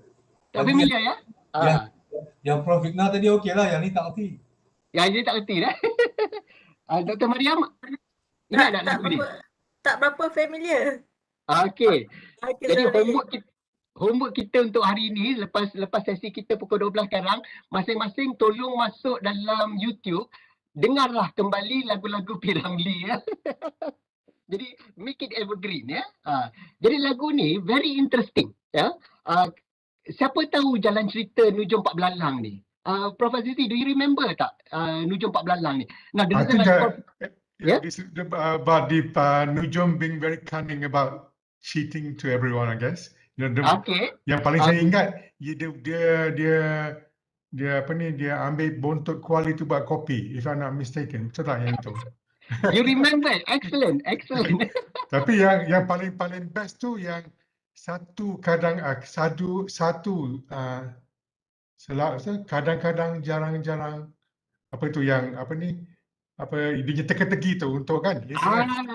Yeah, Okey. Prof Azizi, yeah, since you dah cakap pasal teka-teki, yeah.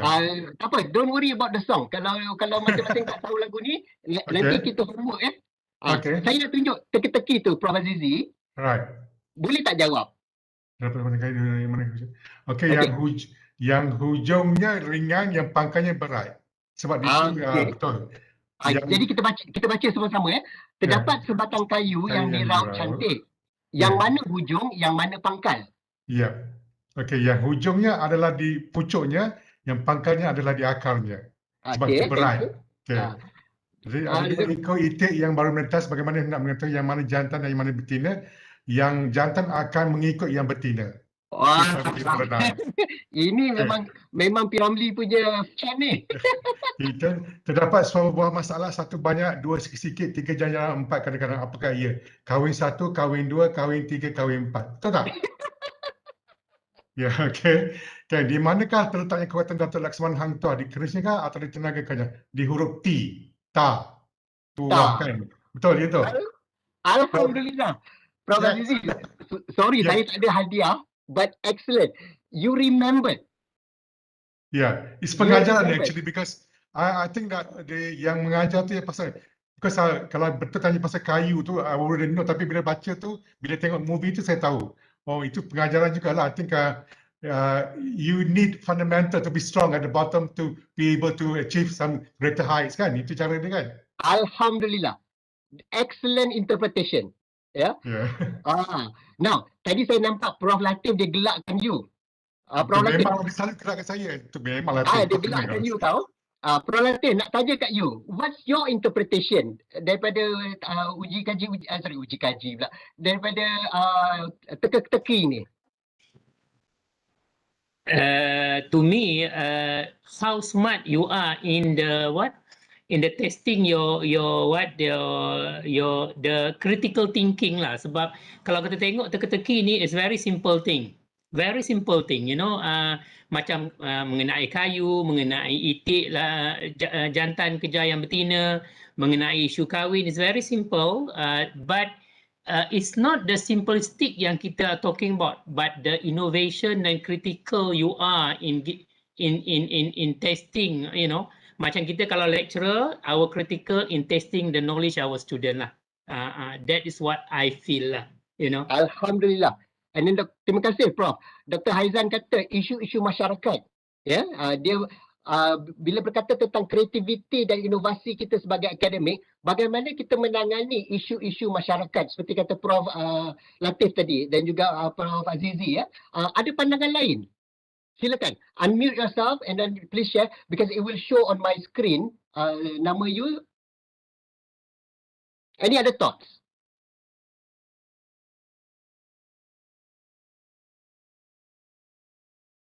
Now, kalau kita ambil dua ekor itik menetas tu, mana nak tahu jantan, mana nak tahu betina, can we do the same kalau anak kucing? Boleh tak kita tahu anak kucing mana jantan, mana betina? Prof Azizi? No, I don't. Tak kucing. Kucing tak tahu, tak pernah tengok kucing. Oh, it's really funny. Kucing tak tahu. Because dia tak ada macam tu pula. Ikut-ikut kan. Dia main terjun je. Kucing ni. No, I wouldn't know. The reason I'm asking is that when we talk about applying ourselves, don't limit yourself to what is known. Look beyond what is known. What is unknown? What is yet to be known? Yeah. Jadi tuan-tuan dan puan-puan, the question you need to ask yourself, how do you apply your knowledge and expertise? Ya, antara teknik-tekniknya yang dia pakai adalah design thinking, applied learning, applied research dan sebagainya. Dan seperti kata Prof Karim tadi, saya telah berkhidmat dalam panel seperti Prof Latif dan sebagainya dalam panel AAN ya. Dan bila kami dalam panel tu, kita dapati rakan-rakan akademik kita memang kreatif, ya. Dan kalau kita gunakan design thinking in higher education, teaching and learning, ya, ada banyak teknik yang telah digunakan, ya. Dan kalau guna empathy, define, ideate, prototype and testing sebagai asas, ya, you can see so many different approaches: computer aided learning, e-learning, based learning, web based learning, group discussion, studio based learning, flipped classroom, studio centered dan sebagainya. Dalam kalangan mereka yang hadir hari ini, ada tak teknik lain yang digunakan yang tak ada dekat sini? Anybody?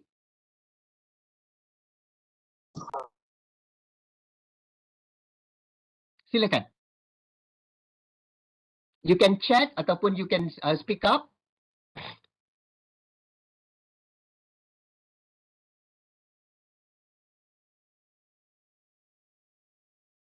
Anyone? Ada tak teknik yang you gunakan dalam kuliah you to engage your student? Outcome based learning. Thank you, Prof. Latif. Anybody else?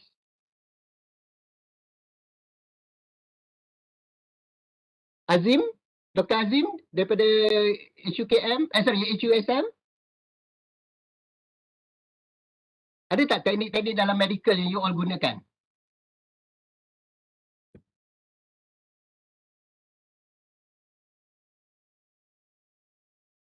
Dr. Azizan?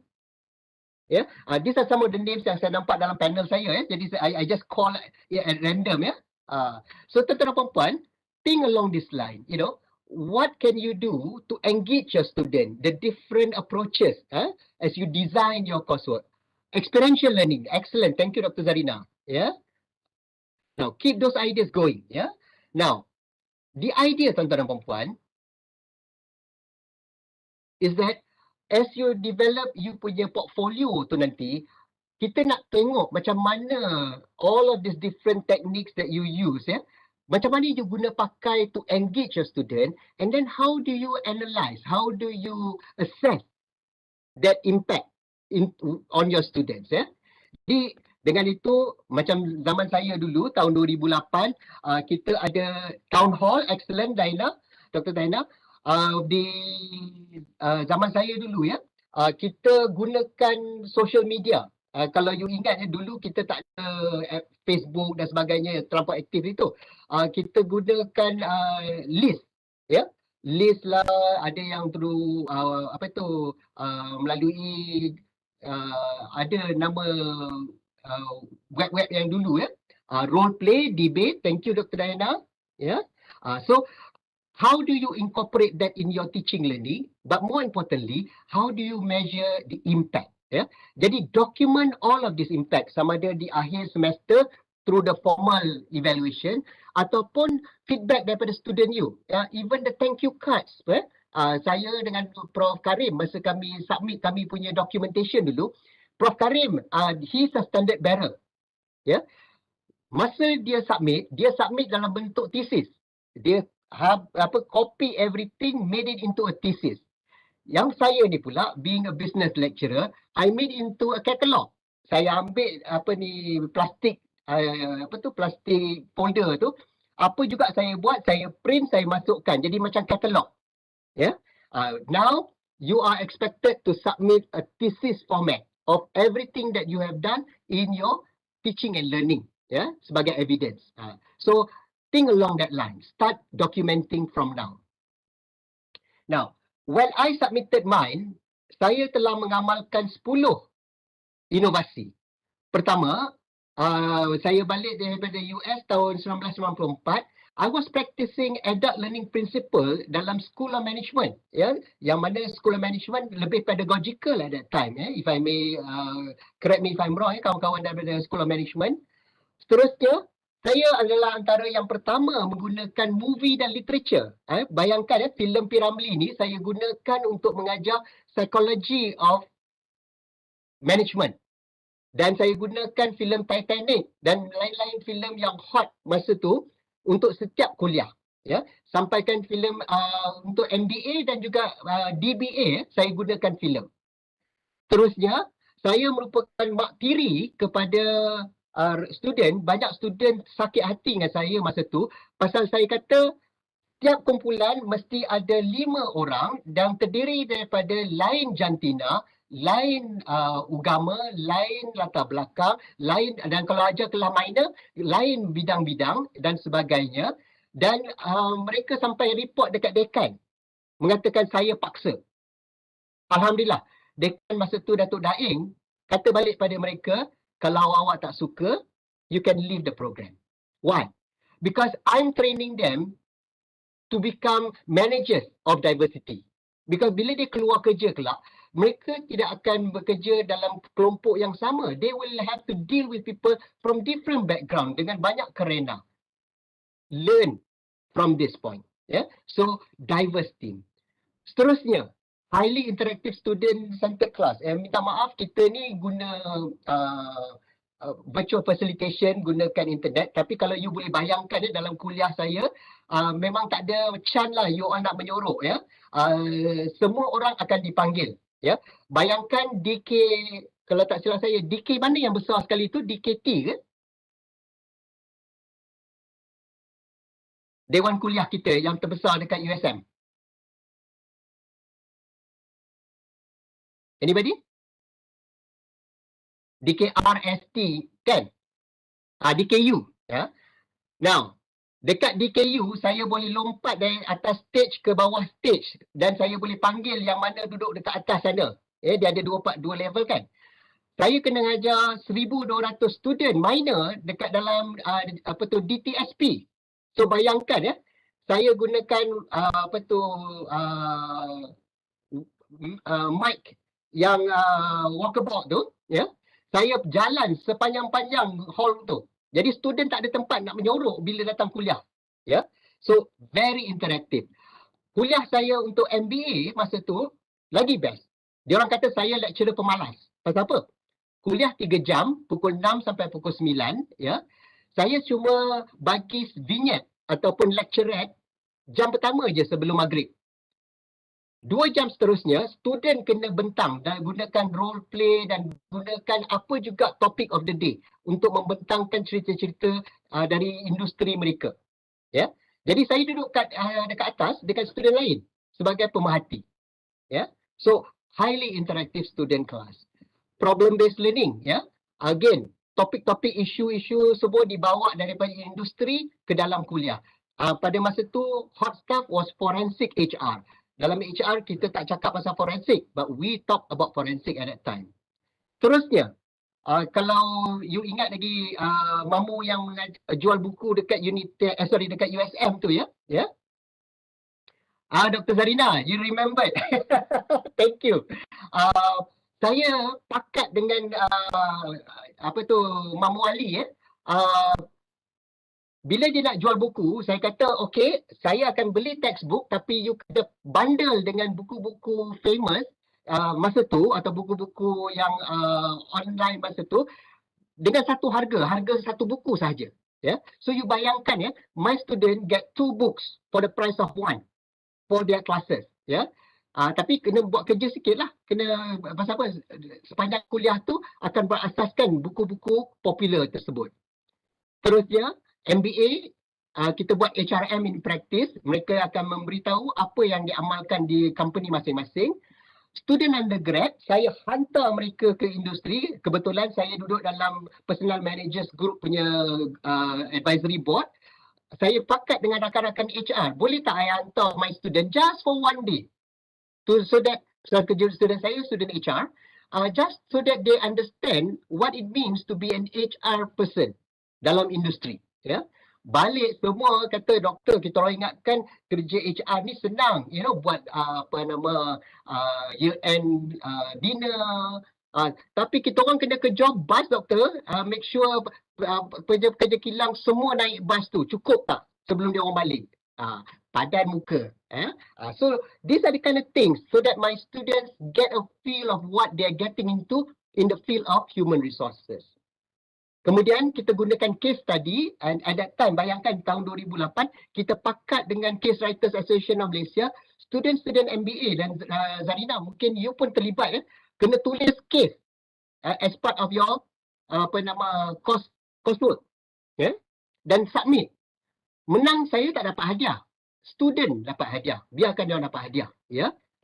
Last kali tuan-tuan dan puan-puan, masa tu hot staff Datuk Syekh Muzaffar, ya.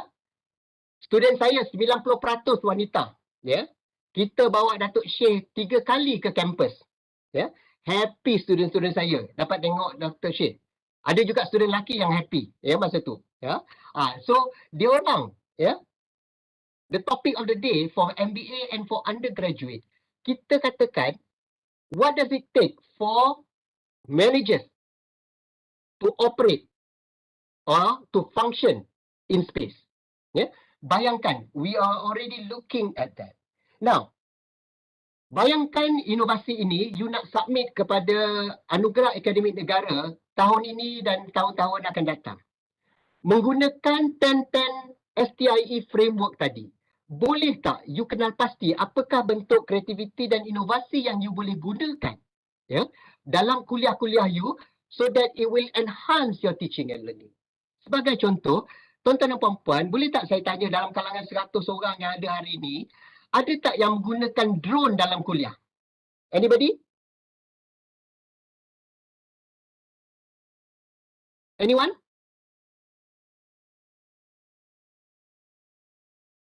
Zana, line okay Zana? Prof, sorry Prof, guna apa tadi Prof? Drone. Kan apa tu? Oh. Drone. Ada. Ada? Thank you Dr. Nadras. Ada ya? Ada. Guna macam mana drone dalam kuliah? Dia sebenarnya bukan kuliah lah. Actually dia sebab dekat HBP we have this one subject called studio. So when the students have to go to site visit, so they use drone to get macam contoh I am from the urban and regional planning. So bila student pergi ke site untuk dapatkan land use data, they use drone untuk tengok lah land use data tu. What's innovative and creative about that? Usually before drone ada, we tend to rely heavily on the land use data provided by the local authority lah. And some of the information data provided is not really up to date. So the creative part is that we still get the data from the local authority, and then we can actually make a comparison whether land use yang data yang diberikan oleh local authority tu still valid ataupun tidak. And then we also use the data gathered from the drone untuk kita punya GIS punya subjek lah. Okay. Dr. Diana, boleh tak saya challenge you a bit? Yeah. When you talk about using the drone and using the data apa semua tu, satu, which technology are you using based on the 10 MySTIE punya technologies? Kejap. Ulang balik Prof. Okay. Kalau you tengok 10 teknologi yang kita gunakan dalam My10 STIE itu tadi, 5G, 6G, 3D printing, advanced material, sensor technology dan sebagainya, yang mana yang you gunakan dalam menggunakan drone ni tadi? Kalau macam yang 5G tu I'm not so sure sebab I don't think yang student ada that access to 5G lah, but untuk 3D printing tu kita tak buat all the time. Ada certain masa je kita akan buat that 3D printing lah, but it is very costly for us. So usually the data that we gathered from the drone memang kita akan apply untuk JIS sajalah setakat ni. Okay.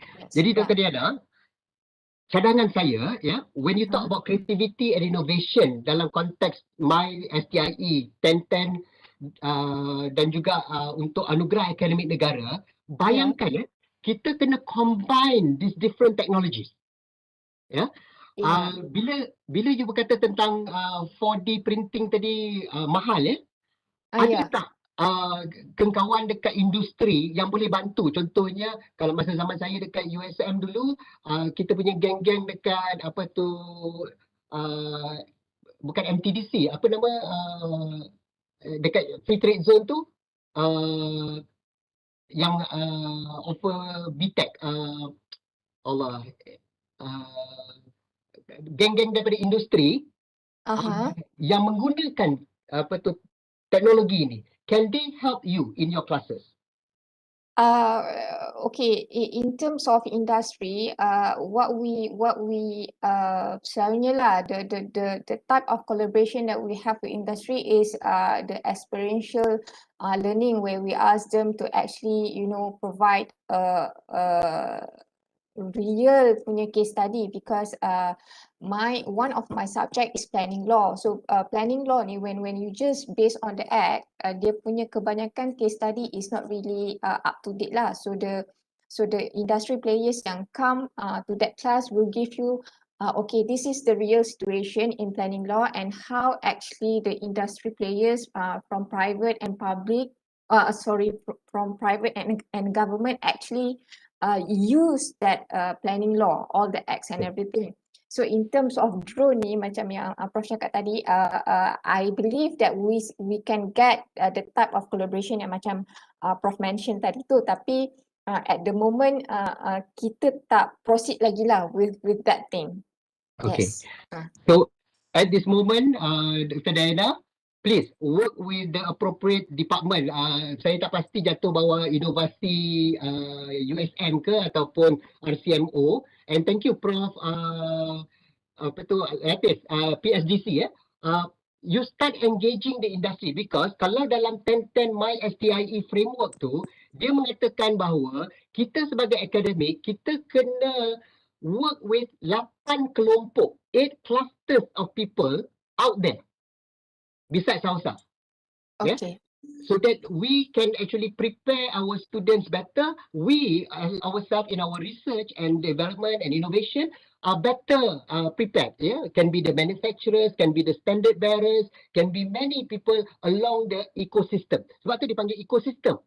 Anybody along your ecosystem, in this case town planning ataupun dan sebagainya, that will be involved throughout that whole process. Engage them early. Yes, I hope that Diana, you will be able to do that, insyaAllah. Inshallah, we'll try. Alright, good. Alright, Yeah, thank thank you. you. So I hope that triggers you. Again, this is my role as a coach, to trigger people. Setengah orang kata, pandai lah you bagi idea je. No, my role is to trigger. At the end of the day, you take credit. Yeah. Seterusnya, Okay, thank you. welcome. Applied learning. Tuan-tuan dan puan-puan, ask yourself, how does your teaching and learning, research, publication, services, your KPI lah, how does it address SDG? How does it address Industry 4.0? MySTIE, COVID-19 pandemic. Yeah. Now, you might ask yourself, Dr. Zainal, kenapalah kita orang nak kena buat ni semua? I mean, this is outside the scope of our curriculum. Remember, as a socio-economic transformer, your curriculum is the society. What you teach in your classes, is it relevant to the society? Yeah. So, look at all of these documents. Yeah. Bagaimana you nak kenal pasti, nak guna pakai dalam you punya kelas assignment ataupun supervision in your consultancy. You need to be thinking along this line and outside the box. Yeah. So make your teaching learning applicable, translational. Now, kalau mana yang nak mohon FRGS, kan torture hidup sekarang ni, kena make sure that you punya team cover all of this research domain, 7 research domain, one of each, 8 research clusters, SDG, lepas tu socio-economic drivers dalam MySTIE, and then KEGA. Yeah. So, point to remember here, as a socio-economic transformer, as a lecturer, as a teacher, we cannot operate alone. We have to work together, be it in research or in teaching. can you take or invite somebody outside your school or even within your school to come and share their expertise in your classes? Yeah, we did that dalam School of Management long time ago. Yeah, so that people are aware that when we talk about human resource management, it has bearing to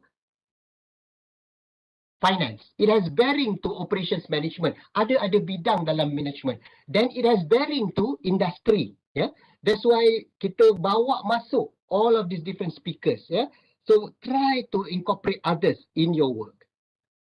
And lastly, tuan-tuan dan puan-puan, dalam konteks teknologi dan creativity dan innovation, ni yang saya cakap tadi Dr. Diana. Bila kita berkata tentang teknologi drone sahaja, ya, drone enabled precision farming, contohnya dalam sektor agriculture ni, kita cuba guna satu teknologi je, 5 or 6G. Dalam konteks ni, many of our students tak ada pun. Kita masih lagi terkial-kial dengan 4G. Ya. Walhal Malaysia mengatakan kita dah 95% coverage, ya, the whole of Malaysia. Tapi when it comes to 5G, 6G, questionable. Ya. Seterusnya, all of these are catch-up technologies yang sedia ada in advanced countries yang Malaysia sudah mula melibatkan diri. Now, saya juga ingin mencadangkan tuan-tuan dan puan-puan, jangan fikir Malaysia sahaja. Fikir ASEAN. Extend yourself. Ya. Contohnya, centralized agriculture database in the ASEAN. Dr. Diana tadi, when you talk about the law and also about town planning dan sebagainya, do a comparison study, do a benchmarking ataupun foresight in the other countries in ASEAN. Yeah? How are they managing it? Sebagai contoh, di Malaysia sekarang ni, kita tengah organize what we call the ASEAN Foresight Alliance melalui Academy of Sciences Malaysia. Ada antara kita dalam USM yang terlibat. Ya? Tanya RCMO siapa yang terlibat. Ya? Learn from our ASEAN brethren. Yeah? We might be the big brother ataupun the older brother, tapi we need to learn from the younger ones, yeah? The younger country in ASEAN. They actually are doing better than us. Sebagai contoh, dari segi vaccination rate, Cambodia dan Myanmar have higher vaccination rate berbanding dengan kita. Singapura jangan cakap lah. Yeah? So how are we addressing this? Yeah? Sebagai contoh.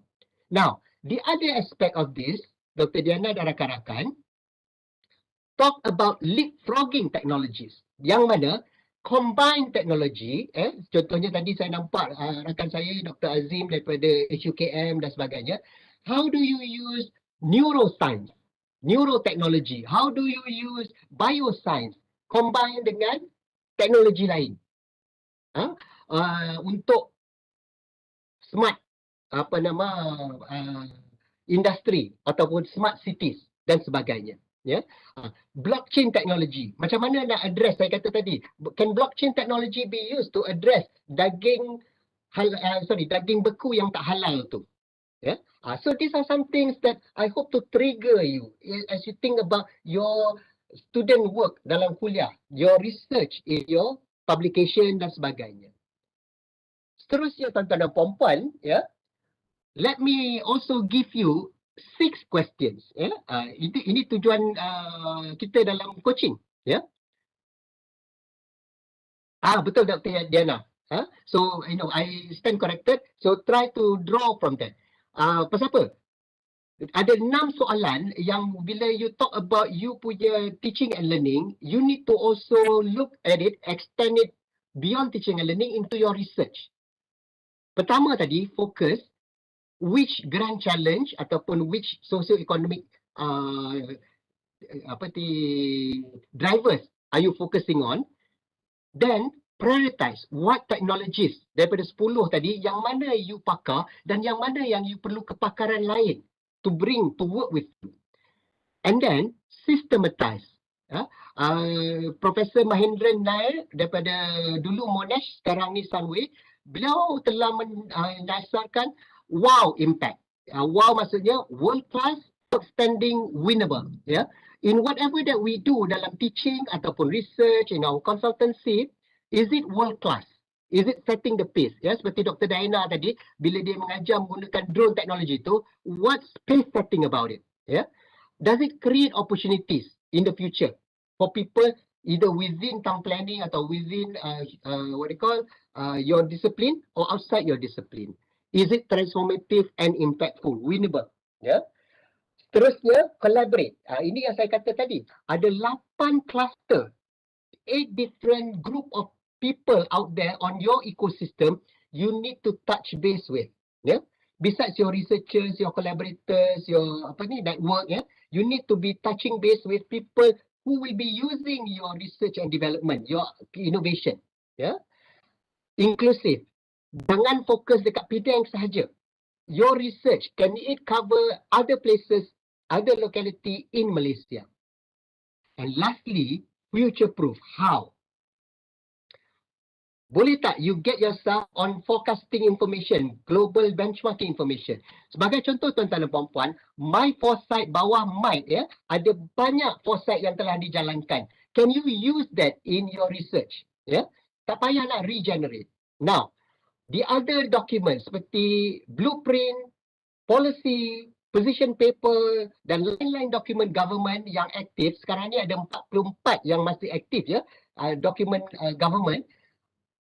Even RM12, yeah, draw from that to give you an idea of what is expected by 2030, yeah, and how can you gear your teaching and learning towards that, yeah. So don't operate in silo, you operate in a society, yeah. Dan ini yang saya nampak, yang tunjukkan tadi, ya, the 10 grand challenges and the 13 niche areas. Again, all of this is in the 10 MySTIE document. Look into it, ya, tuan-tuan dan puan-puan. So with that, ladies and gentlemen, kita dah cover dah, ya. You need to reinvent yourself, you need to understand yourself, and then you need to apply yourself. Persoalan seterusnya, ya, kalau you boleh masuk dalam www.menti.com nanti, ya, minta maaf saya tak berani nak keluar, takut I lose you. Identify which of these technologies are you using. Kalau tak pun masuk dalam chat box kita, ya. Which technologies are you using? Now, kenapa saya minta you buat ni is so that among us, saya dah minta juga RCMO, kenal pasti dari segi kita punya directory kepakaran, everybody needs to identify what technology and which socio-economic sector they are expert in. Because when you want to go for either internal research or external research, you need to work with multidisciplinary teams across different discipline and domains. Yeah? Get to know all of these people. Yang 100 yang ada dalam grup kita hari ini, ya, get to know them. You know, what technology are you? Ya? Dan insyaAllah, once saya dapat semua maklumat ni, saya akan pancarkan balik kepada saudara-saudari nanti, ya. So, dah buat 3 dah. What is the next question, tuan-tuan dan puan-puan? The next question, kita tanya mak mentua kita. Yeah? So, ibu mertua kita, yeah, kalau bila fikir tentang filem P. Ramlee tu, kalau siapa yang tengok ibu mertua, kalau tak sakit hati dengan Nyonya Mansur, memang fail lah P. Ramlee. Yeah? Melalui filem tu, he was able to actually instill that trigger, that emotion. Sakitnya jiwa bila tengok ibu mertuaku ni. Not your real mak mertua dalam movie ni. So, Dr. Azizan. Saya nampak nama Dr. Azizan ada di sini. Dr. Azizan ada ke?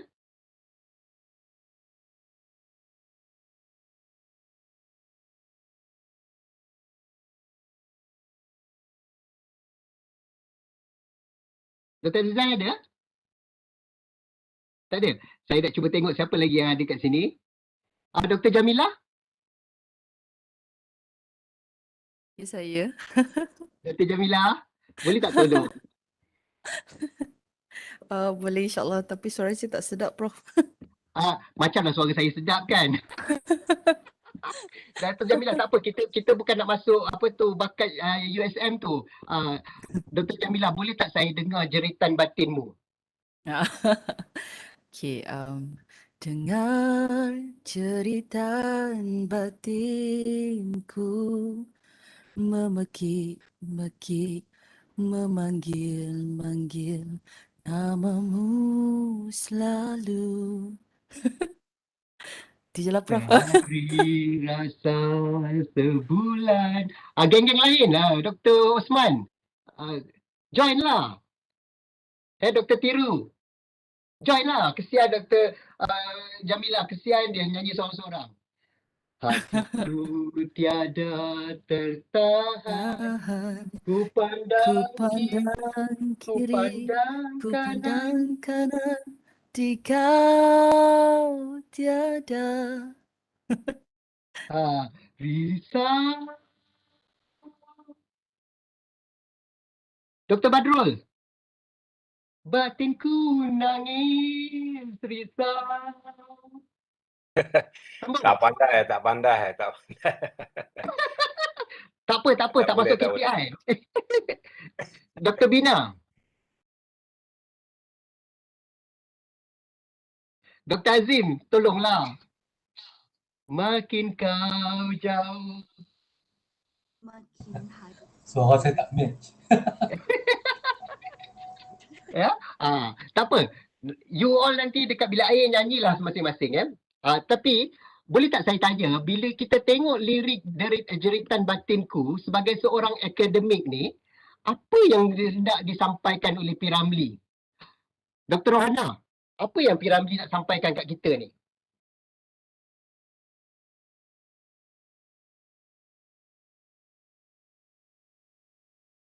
Silakan Dr. Rohana.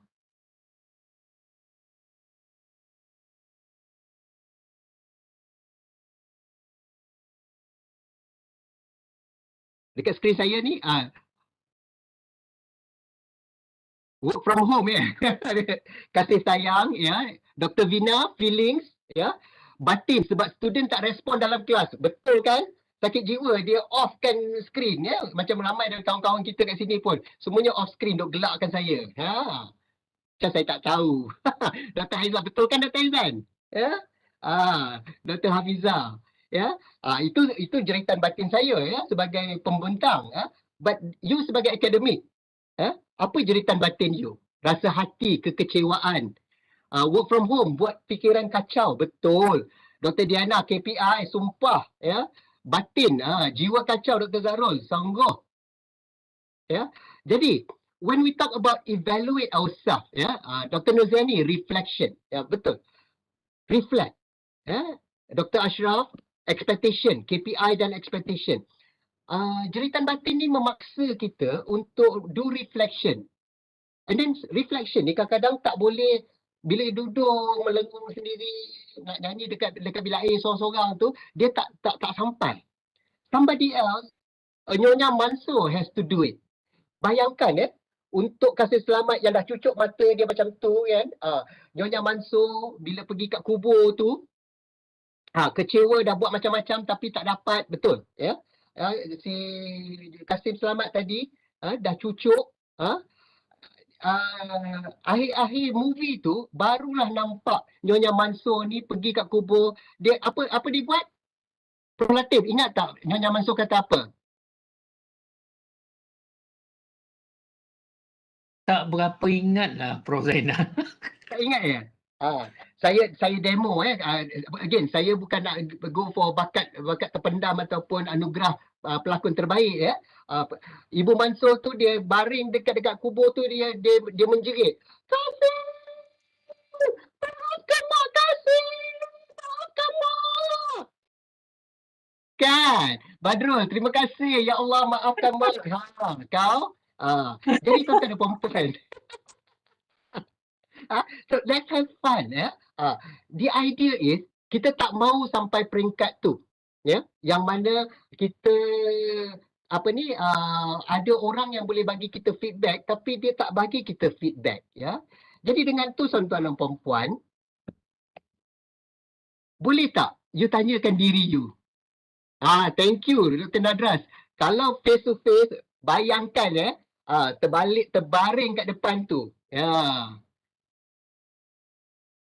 So, terbaring kat depan tu, Kasim, maafkan Pak Kasim. Baru dia. CDAE sumpah tak ajak saya lagi dah. Ya. Lepas tu, bayangkan sekarang ni tuan-tuan dan puan-puan, siapakah Nyonya-Nyonya Mansur dalam hidupmu? Ya, yang boleh berikan critical assessment of your performance. Dr. Ilyas, ada tak Nyonya-Nyonya Mansur dalam hidupmu? Oh, banyak. Siapa kalangannya Dr. Ilyas kalau boleh share? Sagi, saya respon kemudian. Okey, silakan. Ex-lecturer dan senior lecturer, betul? I'll get back to you. Go ahead. Dr. Ilyas? Basically, Nyonya Mansur ni, students pun they can be our Nyonya Mansur sebenarnya. Betul. Excellent. Yeah, senior lecturer. Because when you talk about your evaluation ataupun teaching assessment, you can, it comes from 360. Yeah, it comes from all aspect. Jadi bayangkan tuan-tuan dan puan-puan ya, student saya, ya, kalau nak terasa hati, memang sakit jiwa. Kadang-kadang kan, penat kita mengajar, dia komplain. Ya, betul tu, Dr. Sabaharia. Student kita ni, Nyonya Mansur berjemaah. Ya, jangan dia tablik sudah. Ya, dia bagi kita feedback. Tapi, feedback dia betul.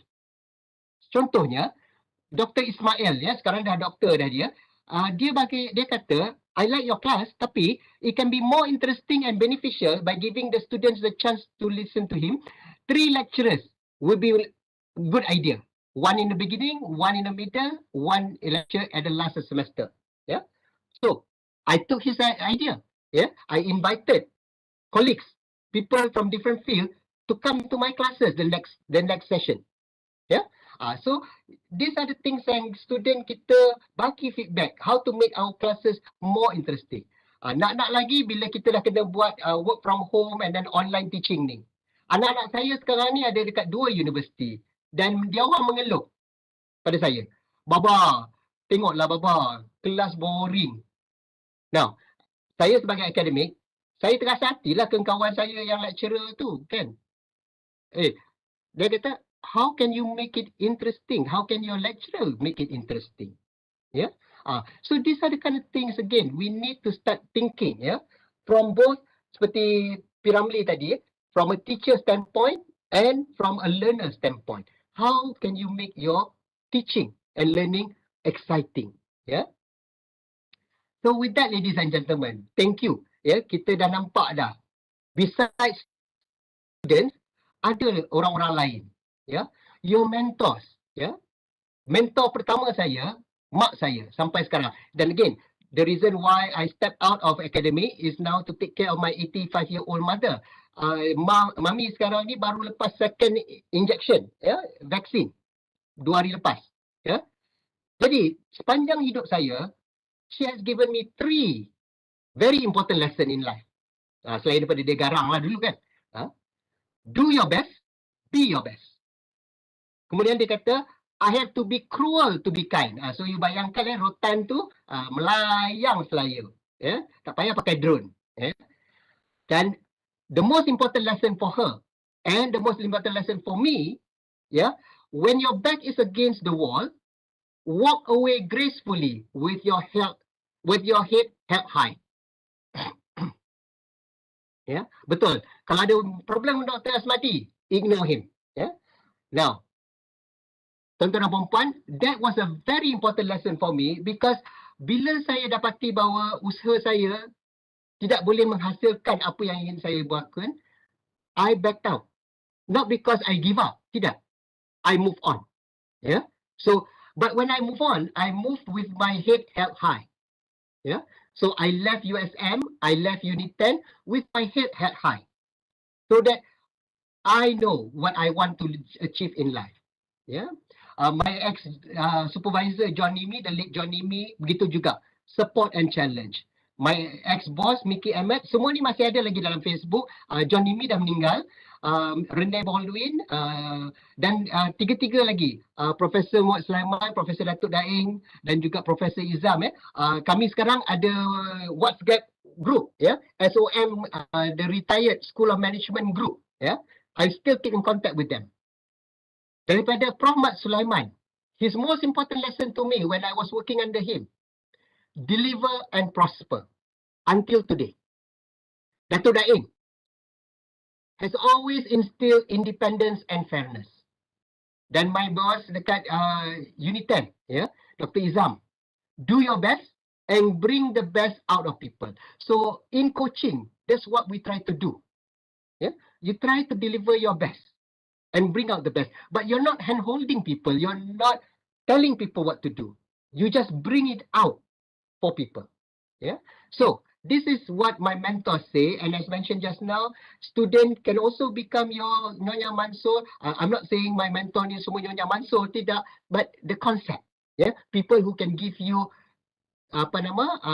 honest feedback about your performance.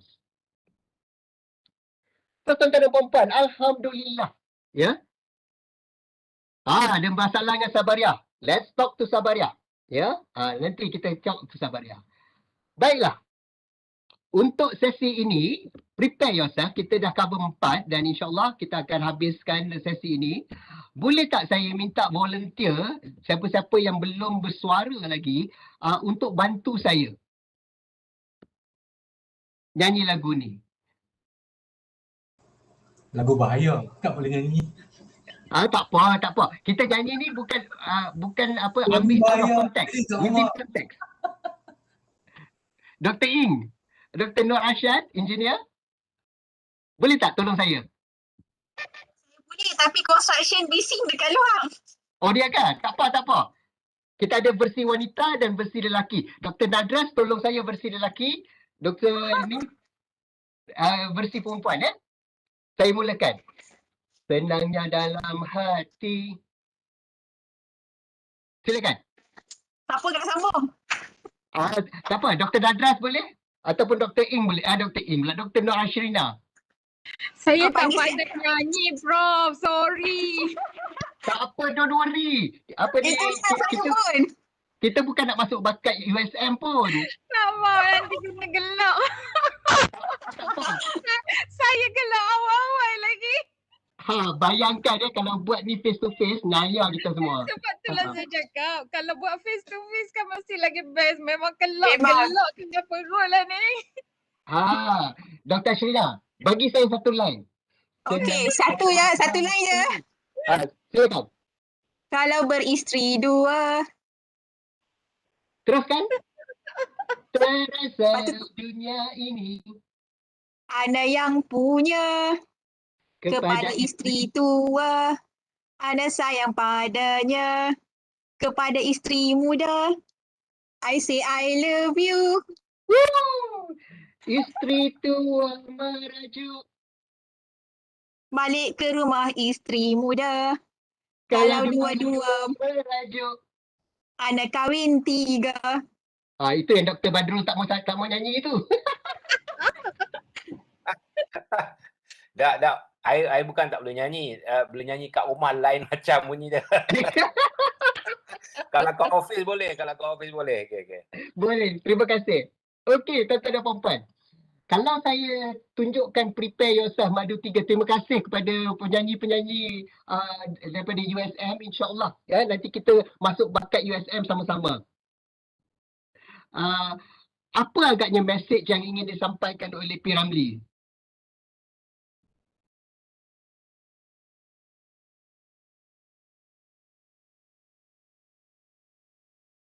I rasa kalau macam ada cara lain, kalau tak jadi cara ni boleh cari cara lain. Boleh cari cara lain ya. So don't limit yourself. Okay, very good. Apa lagi yang kita boleh faham dari sini? Dr. Siti sentiasa ada backup plan. Betul kan? Tak dapat rumah pertama, pergi rumah kedua kan? Always look for opportunity, Dr. Sharina. Thank you. Dr. Maria, multitasking gitu. Anybody else? Dr. Ilyas? Dr. Nadras, creativity untuk mencari solution. Alhamdulillah. Anything else? Cabar diri sendiri. Dr. Nazia, thank you. Stay positive. Looking forward for third one. Okay, Dr. Badrul. Life goes on, no matter what. Yes. Berani berani tanggung kan?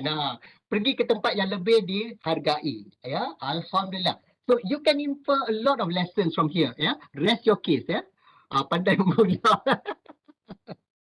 Baiklah, tuan-tuan dan puan-puan, antara mesej yang boleh dicerap di sini, untuk tujuan ini saya pilih prepare yourself madu 3 ni, saya nak minta tolong Kak Latifah, Kak Hasna dengan Kak Rohani nak tolong kita. Nah, macam mana Kak Latifah, Kak Hasna dengan Kak Rohani, isteri-isteri Abang Jamil ni boleh tolong kita? Baiklah, tuan-tuan dan puan-puan, ya, mesti pandai membohong. Yang ni tak bohong, ini betul punya. Nah, Kak Latifah, ya, ingat tak Ramlee, apa tu, Dr. Ilyas? Scene daripada movie ni. Apa yang Abang Jamil buat dekat Kak Latifah? Pah, mana apa pah? Gosh, saya tak ingat bro. Ini kena tengok ni. Kena tengok balik filem ni. Tengok banyak kali tapi tak ingat. Tengok banyak kali. Supri kata hutang baju. Baju. Amirah pun kata hutang baju. Jadi yang ni bayangkan you cakap balik kat Kak Pah. Kak Pah, mana publication saya Kak Pah? Kak Pah, mana saya punya dokumentasi Kak Pah? Kak Pah, mana saya punya consultancy? Mana saya punya servis? Ya, bayangkan Kak Pah, dia sedia tunggu. Dia sedia tunjuk. Ya, mana KPI? Betul Dr. Sufri. Mana KPI? Ya. Jadi bayangkan Kak Pah tanya kat you, kat mana you simpan benda Allah ni semua? Ya. Now, yang penting tuan-tuan dan puan-puan, tahun ni dah lesu, kesian Dr. Nadras ya. Kita perhatikan kalau kita senior lecturer, associate professor dan professor, ada tak perbezaan antara pemberat-pemberat untuk setiap satu butang-butang ni?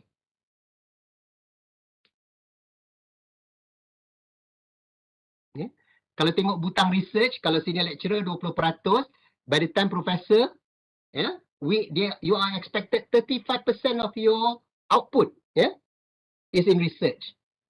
Teaching, kalau senior lecturer kita, betul, kita expect banyak teaching awal-awal dalam kerjaya kita. By the time kita professor, you are expected to spend about 15% of your time in teaching. Tapi ada satu usaha dalam kalangan universiti, even dekat USM at one time, kita minta profesor mengajar kelas-kelas awal, maksudnya kelas-kelas tahun 1.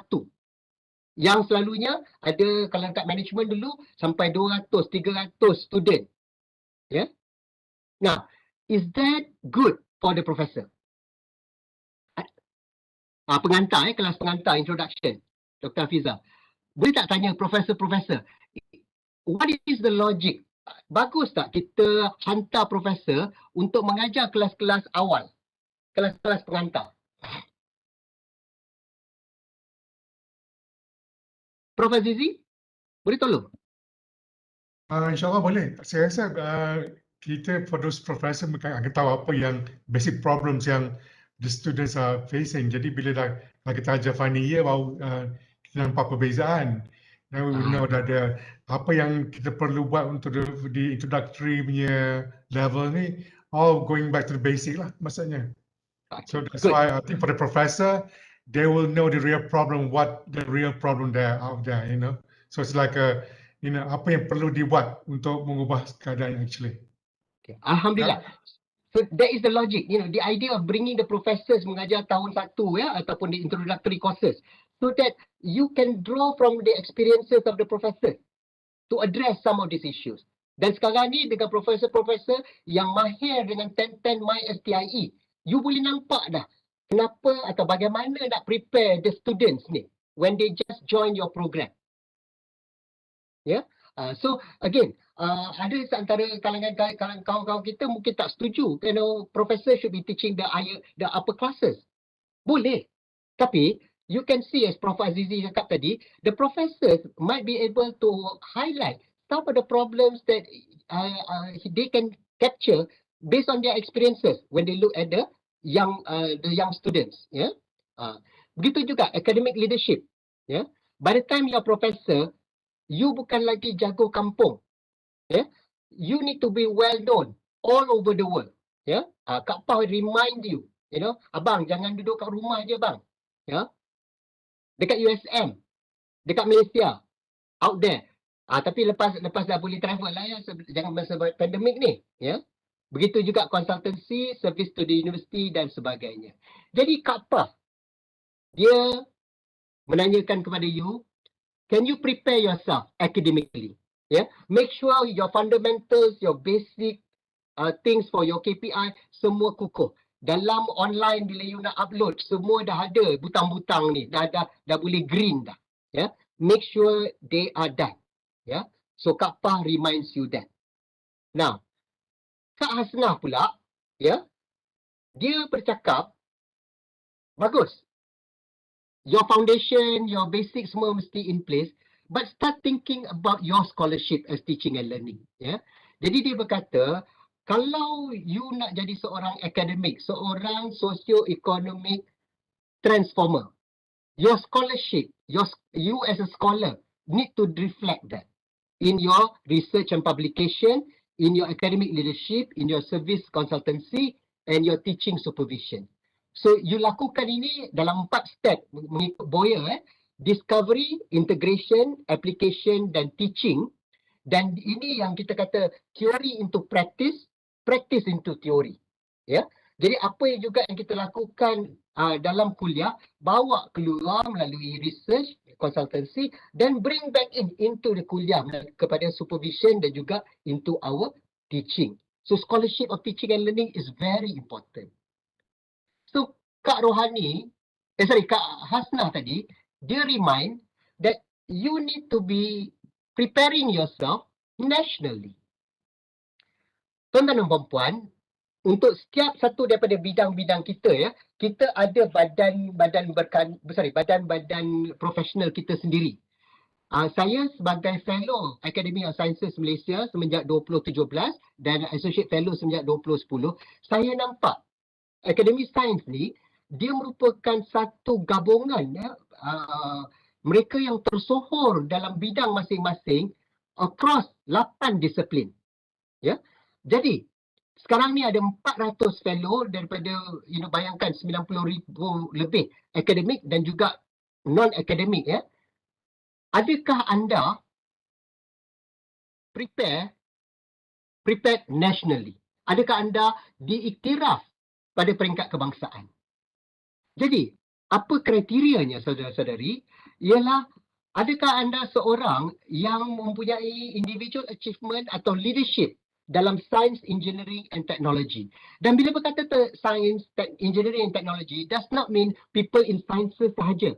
In social sciences juga. Ya, saya salah seorang daripada 11 antara 400 ya saintis dalam Academy of Sciences Malaysia. We are among the people who are bringing social sciences and humanities into the discussion. Ya. Seterusnya, innovative management and development in technological industries as well as technological operation and non-technological industries, government and non-government organisation. Ya.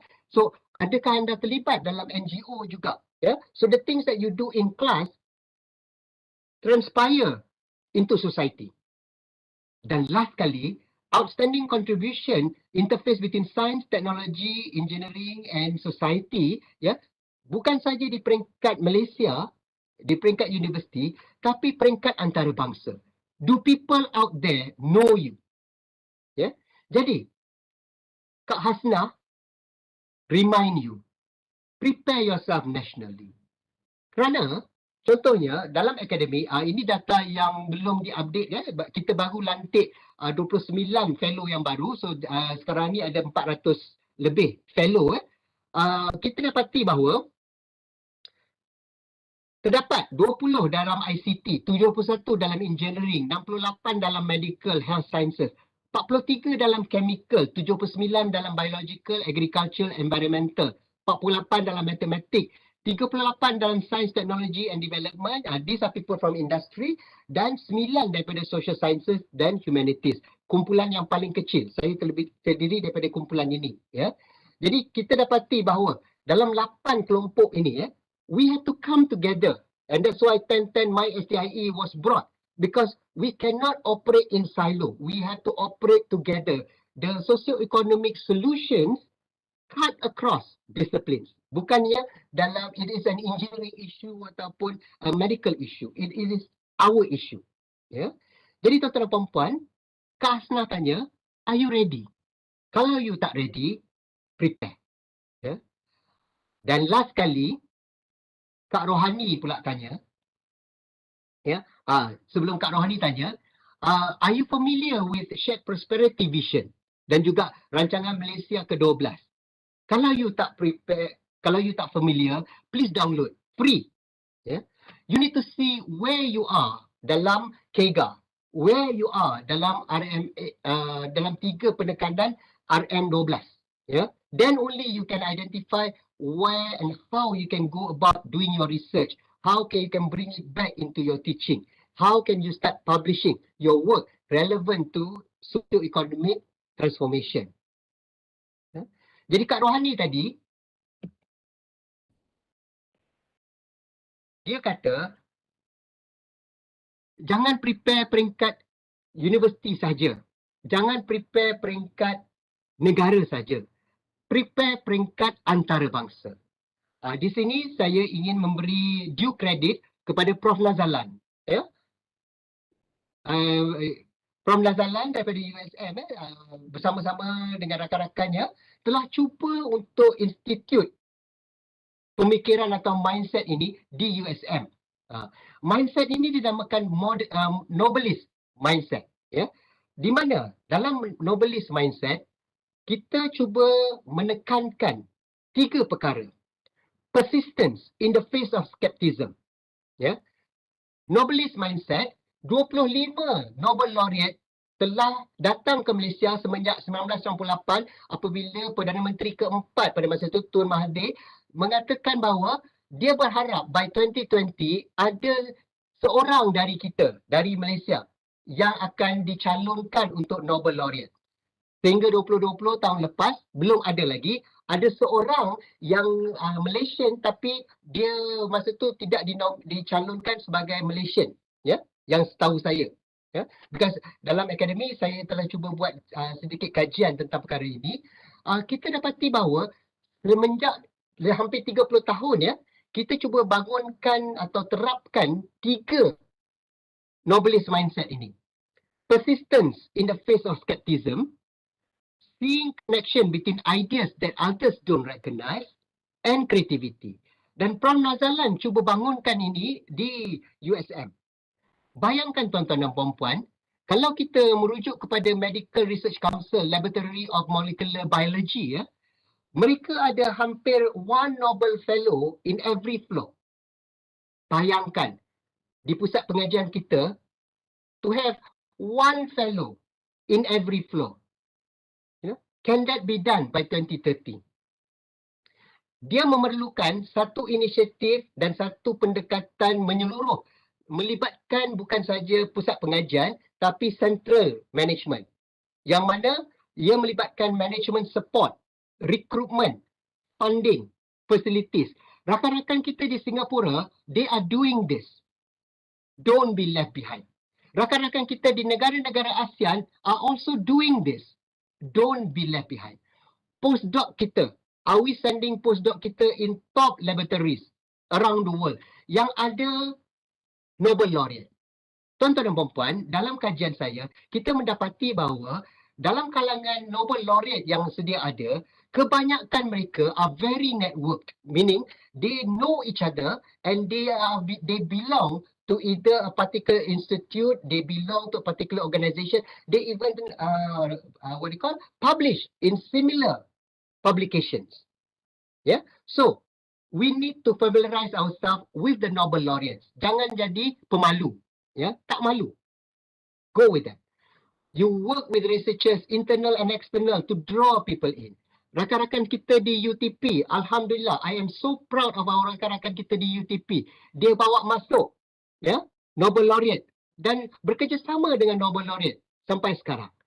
Kita doakan it will akan membuahkan, ya, inspirasi ataupun seorang Nobel laureate daripada kalangan kita, ya, dalam bidang ekonomi, ya. Seterusnya, foresight on research problem and then research culture. Budaya research culture ni, Tuan-tuan dan puan-puan, saya minta maaf sekiranya sebagai seorang yang telah bersara dari akademik, one of the things yang kita kena tengok kembali ialah amalan akademik kita. Are we KPI driven? So much so that we lose sight of what is important, which is socio-economic transformation of the country. Yeah, we have to balance this. Mungkin you kata, Zainal, you senang lah cakap, you dah keluar. No, yeah, because rakan-rakan kita di luar negara, they have realized this and they have made amends. Don't make that mistake. Yeah, so please try to look at how do we inculcate that through our research culture and collaborate with Nobel laureates through our labs in USM and in the universities represented in this group. So with that, 3 kakak-kakak kita, Kak Latifah, Kak Hasna, Kak Rohani, dah tanya dah. Have you prepared yourself academically, nationally, internationally? Tuan-tuan dan puan-puan, sebelum saya pejam mata 2030, ya, harapan saya doa insyaAllah, ya. Saya mohon tuan-tuan dan puan-puan pasang niat. Up to 2020, tahun lepas, ya, 962 laureates telah dianugerahi 603 anugerah Nobel. Ya. Dan dari kalangan mereka, sama seperti Akademi Sains tadi, ya, cuma 57 saja wanita. Tapi kalau kita tengok di universiti-universiti kita sekarang, kita ada ramai wanita. Ya, ramai pensyarah wanita. How can we help them to develop, to be among the Nobelists, among the nominees for Nobel laureate? Ya. Seterusnya, kalau tengok umur, average age of a laureate ialah 60. Tapi ada youngest laureate 17, Malala, dan juga oldest laureate 97. So you are still within the curve. Don't worry, ya. Saya baru 55, still there. Ya. What's more important is you punya Viagra, ketahanan dalam bidang you. Apa juga yang bidang kajian you, your research area, all of this Nobel laureate, one common theme across all Nobel laureate is that they have been at it, they have been doing it for a long time.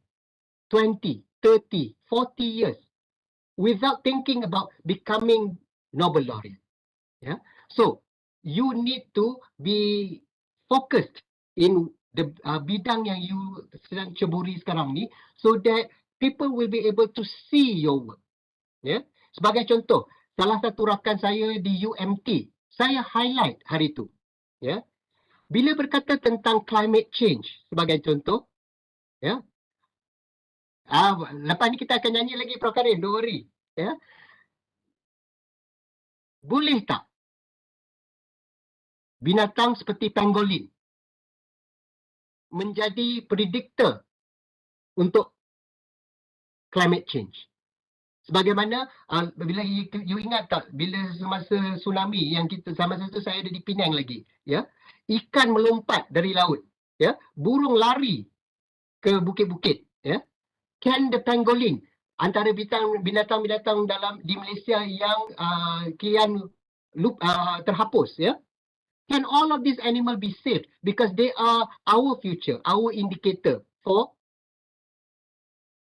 climate change. Yeah. So again, to see connection where other people do not see, can you do that? Yeah. Jadi tuan-tuan dan puan-puan, I hope that throughout my whole presentation, dan Prof Karim dah datang balik, so alhamdulillah, we can now actually start looking at, yeah.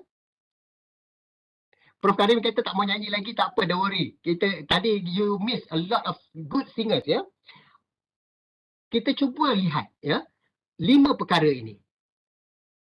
Tuan-tuan dan puan-puan, sepanjang 2 jam tuan-tuan dan puan-puan, 2 jam setengah kita bersama, ya, tuan-tuan dan puan-puan. Can you reinvent yourself through your teaching portfolio?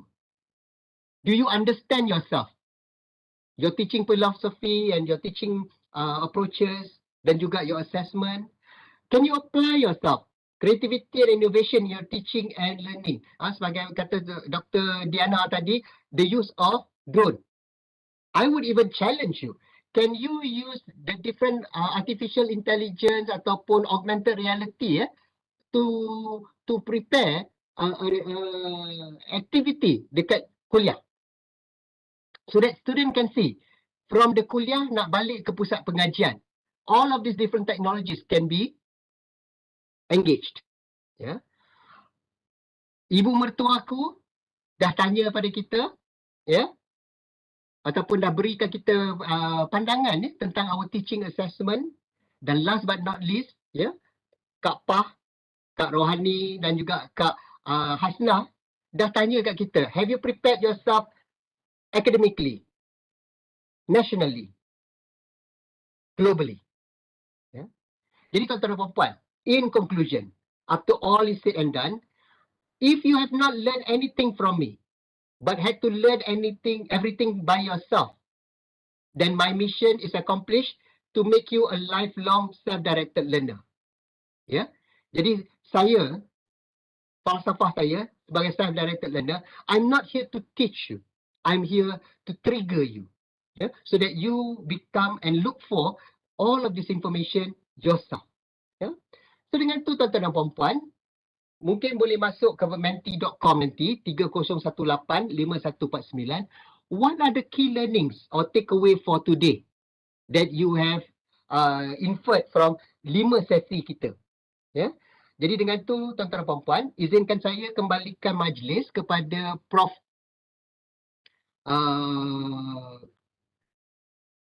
Karim ataupun Abang P Karimlee. Prof Karim. Ya, okey. Terima Good kasih. timing. Terima kasih Prof Zainal. Wah, just good timing ya. Yes. Sebenarnya program satu lagi belum habis betul lagi. So I thought I can catch up some of the singing, tapi nampaknya dah habis Oh, Okay, ramai alhamdulillah. bakat-bakat Ya, terpendam. bakat-bakat pendam Tapi nanti saya boleh dengar balik recording nanti. So thank you so much, Dr. Zainal. I'm sure you have given a very good insight of using the Ramlee movies and the lessons learned from each movies. Ramlee, Arwah Ramlee, I think it's really genius. And when we watch the movie, there are a lot of lessons. But this is also the genius of Dr. Zainal, taking and adopting the lessons from the movies and contextualize it into our life as an academic in the academia. So I believe you have learned a lot while having fun singing along with with Dr. Zainal. So maybe we can open the I don't know whether you have allowed any Q&A just now, but otherwise we can open the session now for any questions. You can unmute the microphone and maybe before you ask a question, maybe you want to sing 1 or 2 lines of Ramlee song. Okay. Silakan. Ada Sana tolong tengok kalau ada soalan daripada YouTube, tolong masukkan ke sini. Okey. Ya. Dan juga Prof, saya dah masukkan balik menti.com. Boleh nampak ke? Boleh. Jadi pada mereka yang nak masuk menti.com, saya soalan kedua tadi ialah teaching and MySTIE technology in teaching and learning. Dan soalan ketiga sebentar lagi sebelum kita akhiri, saya akan masuk kepada what have you learned today pasal at least to give chance for people to go into the system. Tapi kalau siapa yang ada soalan, you can also check. Jadi saya boleh nampak di sini soalan-soalan tersebut. Okay. Yeah. Anybody? Jangan malu. Okay, maybe let me start the ball rolling, Dr. Zainal. Tadi dalam sesi yang saya pergi tadi, sesi tersebut is actually for our so-called leadership program. Dan tadi terjemput seorang speaker daripada UM, Dr. Tunku Kamarul, Profesor Tunku Kamarul. Salah satu advice dia kata, okay, if you want to deliver the best for the university, and if you want to do well in your career, first of all, dia kata you must take care of yourself, must take care of your family, meaning that you must have stability in your life, in your personal life, stability in your family life. So that's what he meant by taking care of yourself in terms of your health, in terms of your emotional, state, in terms of your finance, dan sebagainya. So, to me, it makes a lot of sense, and this is what I also truly believe. So once we have taken care of ourselves and our family, we have that peace of mind so that we can focus. Because I think in order to do well from, at the early stage of our career until at this point, we need to be very focused and we need to have a clarity of mind. So mungkin Dr. Zainal boleh comment on that. Also maybe on reflection of the lesson from Ramlee movie. Apa ni yang saya katakan tadi. Thank you, Prof. Tanya sama hati ya? Bukan, itu lagu kita. Oh, Lagu selepas tu. Oh, okay. Ingat tak lagu tu? Apa, jeritan batin? Dan salah satu komen daripada peserta, dia mengatakan jeritan batinku tu, dia menceritakan tentang sacrifice. Okay. Dan apa yang Prof Tengku dan juga Prof nyatakan tadi, it requires sacrifice, but don't sacrifice yourself. I did that. Yeah, when I was in the university starting out last time, I made a lot of sacrifices at the expense of my family. I'm sharing this with you. I don't want you to make the same mistake. Yeah, it cost me my marriage. It cost me a divorce. But again, what I learned from that is that if I had to do it all over again, I need to find a balance. I tried, tuan-tuan dan puan-puan, I'm just sharing this with you so that you understand. I tried, whenever we had activity dekat pusat pengajian. Betul Dr. Diana, cuti pun kerja.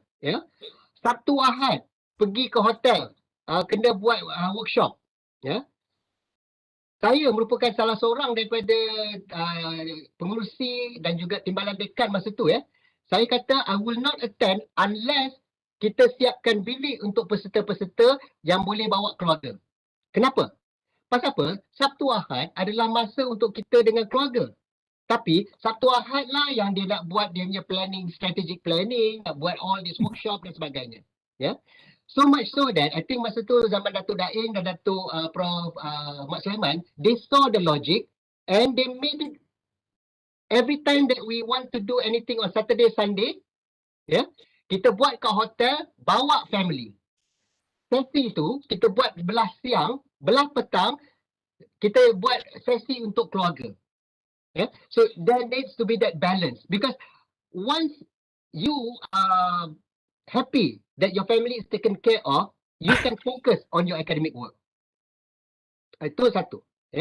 Kedua, contohnya, bila kerja dekat pusat pengajian, kerja kita office hour sebenarnya pukul 8 sampai pukul 5 kononnya lah. Tapi kalau you mengajar, kadang-kadang sampai pukul 11 malam. And then, bila masa nak buat kerja-kerja akademik? Kalau you pegang jawatan, during the office hours, you are still holding your office. So how do you balance that? The sacrifice I made at that time, tuan-tuan dan puan-puan, saya balik kerja. Lepas balik kerja, ambil anak-anak daripada tadika dan hadanah. Kita orang pergi makan. Makan kat luar terus. Tak sempat nak masak dah. Makan terus lalu kat kedai siam. Lepas tu balik, duduk dengan dia orang sekejap, mandi, semayang apa semua. Pukul 10 lepas dia orang tidur, then I go back doing my research, baca thesis, sampailah pukul 2. That was the schedule I led at that time. Now, the problem with that is that, being multitasking, it also affects your health. Masa tu tuan-tuan dan puan-puan, I'm happy to report, lepas bersara, saya sekarang 65 kg. Masa di USM, kalau you tengok pas saya punya IC, saya macam bulan gerhana semalam. Bulan penuh. 85. Ya. Health problem dan sebagainya. You have to take care of your health. And top management, whoever is in this group today, please impress that with your people.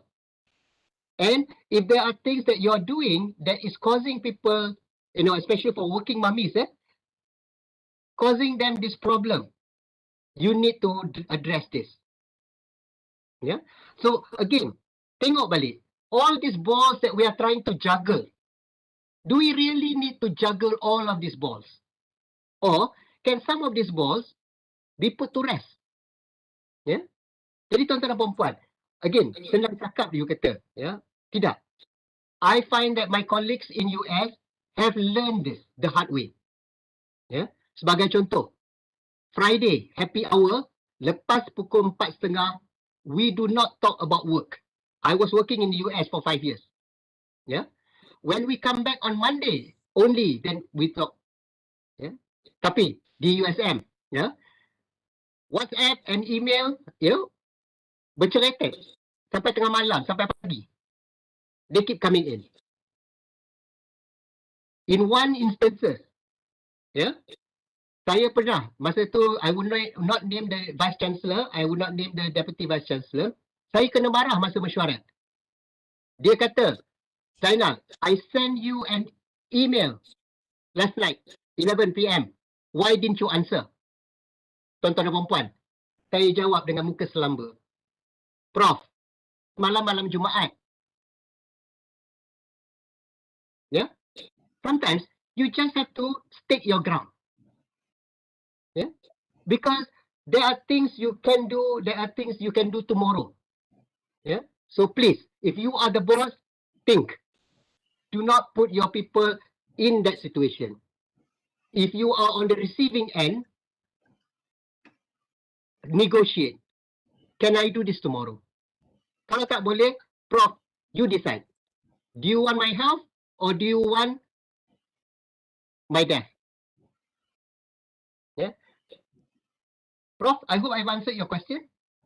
Yeah, it was not a question, just asking for your thought on that. Taking care of yourself first, taking care of your family. Because if you don't take care of yourself, then of course you cannot take care of your work, right? You cannot deliver the best quality. Maybe if you can dwell on that a little bit more, Dr. Zainal, you talk about balance. Some people say that there is no such thing as balance, because balance, the connotation of balance is of equal portion, like you want to balance the lachin, it has to be equal weight so that you can balance it. Some people say it's not so much of balance, but it's how you prioritize. How you prioritize things. You mentioned about juggling the ball. So maybe you can put some of the balls to rest. So can you elaborate a little bit more on that? Okay. Sebelum tu Prof, saya dah tukar kepada my key learning. So anybody nak masuk ke key learning boleh masuk. Now, bila berkata konsep work-life balance tuan-tuan dan puan-puan, there is a lot of misunderstanding. Bila kata konsep work-life balance ni, saya sendiri ada buat kajian masa saya di USM dulu. We are thinking about daching. Betul tak? Yeah, work and life, dia kena balance macam tu. Tapi konsep yang Prof cakap tadi is more appropriate. It's about prioritizing. It may not be the same weight, but it's where you place the importance of that. Sebagai contoh, kita tunjuk tadi sebagai senior lecturer, sebagai associate professor, sebagai professor, apa dia punya pemberat. Betul tak? Screen dia blank ke? Ya, memang blank ke ataupun you are showing something on the screen? The key learning. Ada nampak tak? Oh, tak ada. Tak ada, blank, Prof. Okay, let me try again. Yeah, ma'am. You're sharing PowerPoint ataupun? I'm sharing browser. Oh, Sebentar ya. browser. Check again. Let me try again. Dia kadang-kadang Oh, kat YouTube ada sharing lirik lagu. ada apa? Kalau di YouTube ada sharing lirik lagu. Maknanya kat YouTube lain, kat sini lain ke? Lirik lagu. Okay. I think dekat YouTube dia sangkut, dia masih hang dekat di old slide kot. Oh, ya ke? Dr. Nick kata So, saya nak saya nyanyi. minta maaf pada rakan-rakan di YouTube. Saya cuba lagi sekali. Sekarang ni saya tengah share. Dr. Nick, kalau nak saya nyanyi lagi, kita buat, kita PM tepi je lah. Prof, nanti nyanyi tu letak kat micro credential tu sebagai montage. Sebentar ya. Dia Saya hang dia. Itu yang masalah ni. tak boleh share ya? Saya tengah cuba nak share balik. Dia tak boleh nak share. Tak apa. Tadi dia kata Cisco not.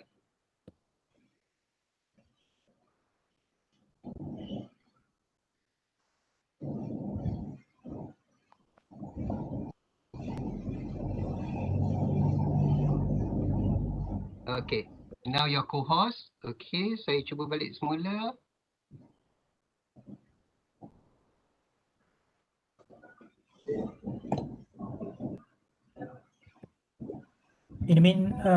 Meanwhile, kalau sesiapa nak tanya boleh. Apa soalan dia, Prof? Ya. Yeah. Let me try again. Tadi you're talking about prioritizing tadi kan? Maybe you want to let me tutup website tadi and then let's try this again. Cik Muhammad ada kot dalam grup ni ya. Mungkin Cik Muhammad pun boleh share juga kepada orang lama kan. Macam mana kita boleh survive sampai ke takat ini. Sebenarnya bukan suatu benda yang mudah ya. Saya setuju dengan Dr. Zainal. Sometimes you put too much of yourself without taking, looking into your own apa ni kan. Sometimes it can take its toll on yourself and on your family. So we have to be very, very careful on it, yeah. Prof, dah nampak key learnings belum sekarang? Sorry. I think it's coming up. Tapi masih lagi macam waiting. Itulah. Dia kat sini pun dia tunjuk key learning tapi dia waiting.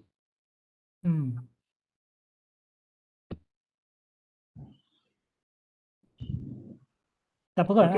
Can you do without the slide? Tak apa. I can without the slide, no problem.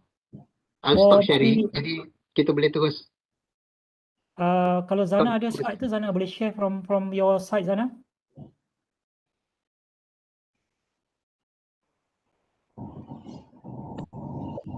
Pasal dalam Mentimeter dia tunjuk sini ada 11 orang dah masuk, itu je. Ya. Okay. Ada soalan lain, Prof? Sorry. Ya. Ada soalan lain ke ataupun Prof Latif ke kalau masih lagi ada kat sini? Orang lama kat sini, Cik Muhammad, Prof Datuk Seri Saleh kalau nak share apa-apa. Ataupun yang lain-lain, feel free because let's have another like 15 minutes to have some conversation here. The lesson that we learn and what can we take away. Assalamualaikum. Ya, silakan. Can I okay, first of all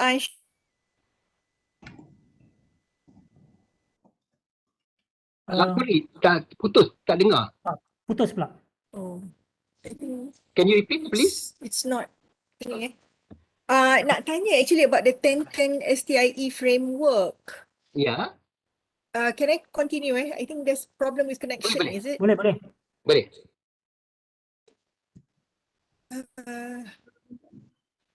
Okay, I just I find attending this course really helps, to change my mindset and kind of stuff. But when I look at 10 then the slide menti.com, when you asked us to pick which of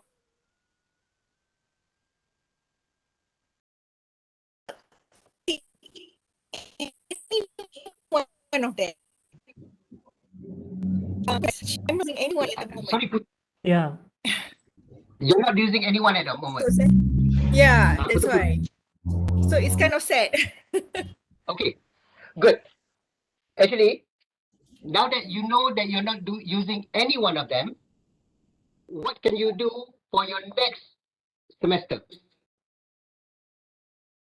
That's a good one. For example, number 7, I think that I should be doing on data analytics for the, but I don't have the knowledge or the skills on data analytics. I've been trying to, for example, sign up, but it always clashes with my schedules.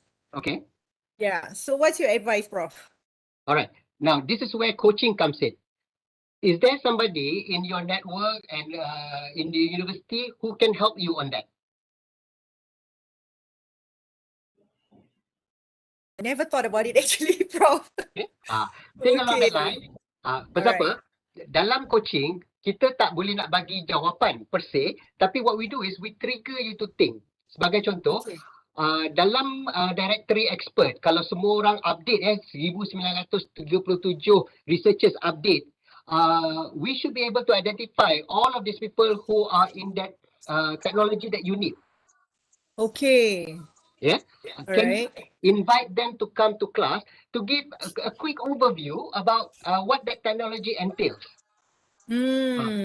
Now, some of my friends during the pandemic, what they did was they took the short courses dekat Harvard online. Yeah. Nick Hadian kata SOM ada offer. Yeah, I know. I've been wanting to, but as I mentioned, it clashes with my schedule. It's quite Okay. bad actually. Tak Yeah. apa. Syriza, kalau gitu, boleh tak you invite Nick Hadian? Okay, Datang we'll kat Kaum definitely. Melayu, or if the pandemic permits, the two of you have kopi bersama, Okay. just get a feel of what it takes. Because Prof, actually, Ah. Prof, actually, I'm not the expert on business analytics. The person in charge adalah Dr. Kau. Yeah, Dr. Kau. Yeah, Dr. Kau. In fact, dia ada buat Yeah. certificates on business analytics also. So please join school management and join this program. Promote lah pula, Prof. Thank you, Nick. Alhamdulillah, we just played the role of Cupid. Kita dah kenal dah Dr. Syriza dengan Dr. Kau. Yeah? Now, Okay, Prof. it's up to you. Alright? Yes. Yeah, Awesome. correct. I never thought of it like that. Yeah, okay. Good That deal. really helps. Yeah. Thanks, Prof. Welcome. Good luck. Any other conversation? Oh, sorry, conversation. Any other question? Thank you, Nick. Ya, jemput dia datang. Oh, dia Dr. Zana. Apa ni? You see when people start talking, they can start to know each other, getting to know each other, what other people are doing, and so on. So this is what the networking is about. We have to come out from our silo, talk to people, get to know what other people are doing, and this is how we can promote collaboration dan sebagainya. Otherwise kita tak tahu apa orang sebelah bilik kita buat pun, kan? Betul. So I think there is something yang bila kita ada program seperti ini, contohnya when we have this conversation, suddenly baru kita realise, oh dia buat tu, dia buat ni dan sebagainya, kan? Then lepas ni baru I must speak to this guy or to this ni, kan, so that I can work together. Assalamualaikum warahmatullahi taala wabarakatuh. Waalaikumsalam. Muhammad Kashif. Ya, silakan. Sallallahu alaihi wasallam, setiap sedekah dan infak yang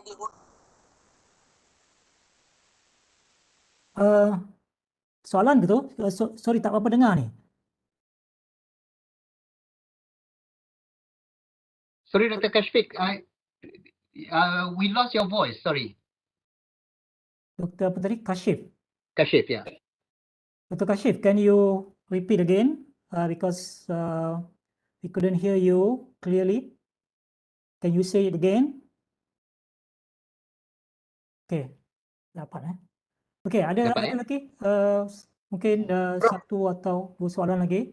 Nak tanya, USM ada My Cafe tu kan, yang untuk the young lecturers. My Cafe? Dia ada buat ada satu grant untuk cafe. Dia ada buat 5 cafe tak silap saya masa Prof Zainovia buat taklimat hari tu. There are 2 grants for young lecturers. One of it is cafe where young lecturers can come together and share. I'm not very sure. Can we check with Prof Zainovia? Maybe that concept can be expanded online with all lecturers. Yang mana everybody get a chance to share their expert areas so that then you can start networking. Prof Sana itu kan apa ni yang apex like researchers apa itu kan yang itu kan? You talking about that grant? Yang Yeah, apex? I think so. Yeah. Dia panggil cafe kan, Prof? Itu cafe yang ada di the next step after that yang apex tu lah. I don't really take care because I'm not young anymore. Tak apa. That was my point. The idea is let's not use age as because we have to be inclusive. We have to include everybody dalam university. Yeah. Can you provide that platform? And I think that's what 1010 MySTIE is all about. It's about creating platforms where people can actually come together. All right. Dr. Salina, you want to say anything? Ya, Assalamualaikum Prof. Saya just nak share. Bukan nak share, Nadras, saya Nadras. Oh, Nadra. Okay, ya. Ya. Daripada Skubahan.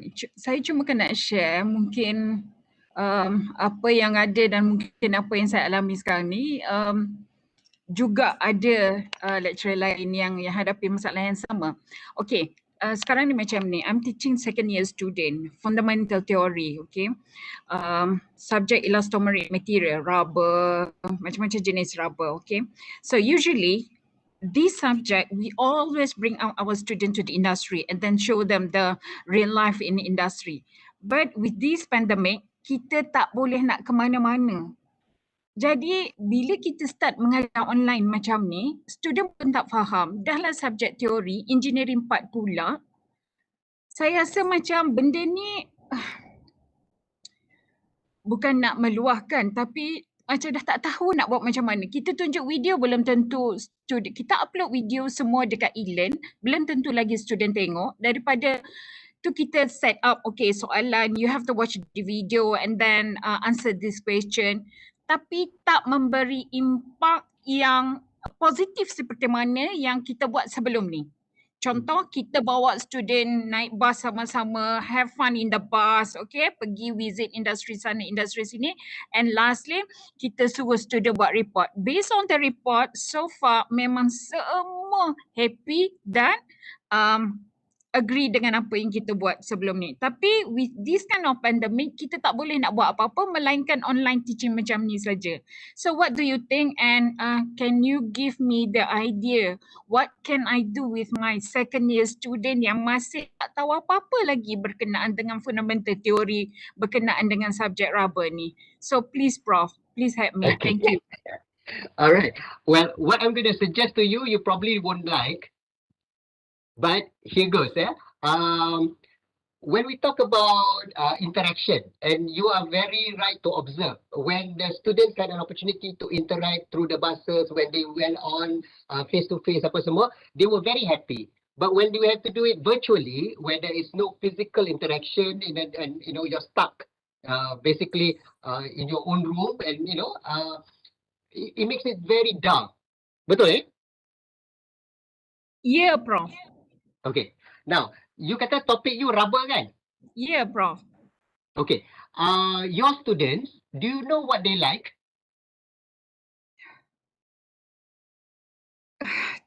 Tak tahu nak cakap macam mana sebab bila kita panggil seorang dua je yang jawab kan. Okay. Kelas pukul 9 pagi. Alright. Okay. Here's what I did before. Then I don't know whether it will work with your student or not. Okay. Now, my student were big into anime. What I had to do was I had to find out what they liked. What was it that is important to them. So the subject matter that I was teaching, I relate balik kepada filem-filem anime yang ada masa tu. Okay. Again, for your current students sekarang ni, I don't know whether diorang dah jadi anjaan lah lepas bersara ni, lebih kepada K-drama dan all of these different Netflix things. Okay. Getting them involved on what we call alternate media. Bukannya you nak link dia orang kat medium-medium tu, dia kan industri apa semua dia orang tak tengok kan. Tapi to get them to actually apply whatever that you are teaching in a third media, would that help? Mungkin juga kena fikir ke arah tu ya. Saya tak terfikir.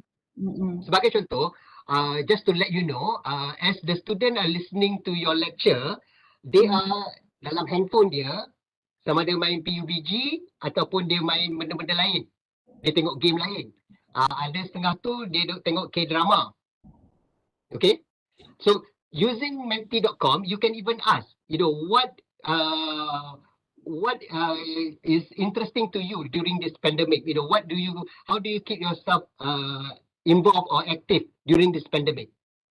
So from there, you could actually infer the medium, the medium yang boleh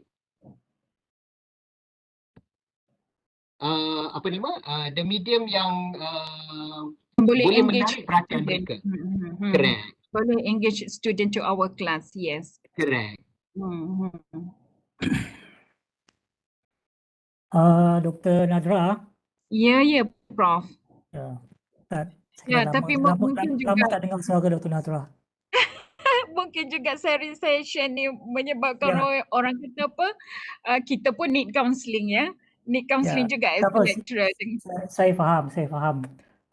Ramai dalam kalangan kita pensyarah yang masih lagi struggling menghadapi isu yang sama. It's actually common issues for many, not only you. Dua malam lepas saya bersama dengan guru-guru di seluruh Malaysia, mereka pun struggling juga dengan PDPR dan sebagainya. Saya cuma share satu link sebab nak jawab ini memang panjang ceritanya. Saya share satu link dalam chat box tu, mungkin Dr. Nadra dan rakan-rakan yang lain boleh simpan link itu, boleh klik dan bookmark dalam you punya browser. Dalam modul ini ada ada banyak kaedah-kaedah. Straightforward, saya terangkan apa kaedah yang boleh digunakan untuk engage student dalam kelas kita. Ada banyak cara sebenarnya. Cuma pilih 2 atau 3 pun cukup. Tak usah nak buat banyak-banyak. Tengok yang mana sesuai dengan you all punya student, you all punya subject matter, you punya environment, ya. Dan kena cuba-cuba dululah. Try and error. Try this method, ya. Then you will find 1 or 2 yang memang sesuai. InsyaAllah ada jawapannya, ya. Ada jawapannya. Sorry, dia log out automatically tadi. Oh ya, okey. Tak apa ni Dr. Zana, saya cuba bantu Dr. Nadra tadi dan rakan-rakan yang lain. Saya bagi modul tadi dalam chat box. Study modul tu, ya. Jika perlukan apa-apa maklumat, clarification, bantuan, let me know. I'm always willing to help, ya. Don't worry. Excellent. Okay, thank you Prof. InsyaAllah I will go through all the PDF file tu tadi dan InsyaAllah saya akan tengok. Ya, InsyaAllah. Saya tak nampak itu. Kita belum lagi menemui jalan kebuntuan. Dalam keadaan mana kita perlu pergi buat online, kita boleh buat yang terbaik. Dan saya faham kebimbangan itu sebab kita nak student kita betul-betul belajar kan. Saya faham. InsyaAllah ada cara dia, ya. Okay, ada apa lagi? Maybe one or two last final questions. Sementara kita masih bersama dengan Dr. Zainal ni, jangan lepaskan peluang.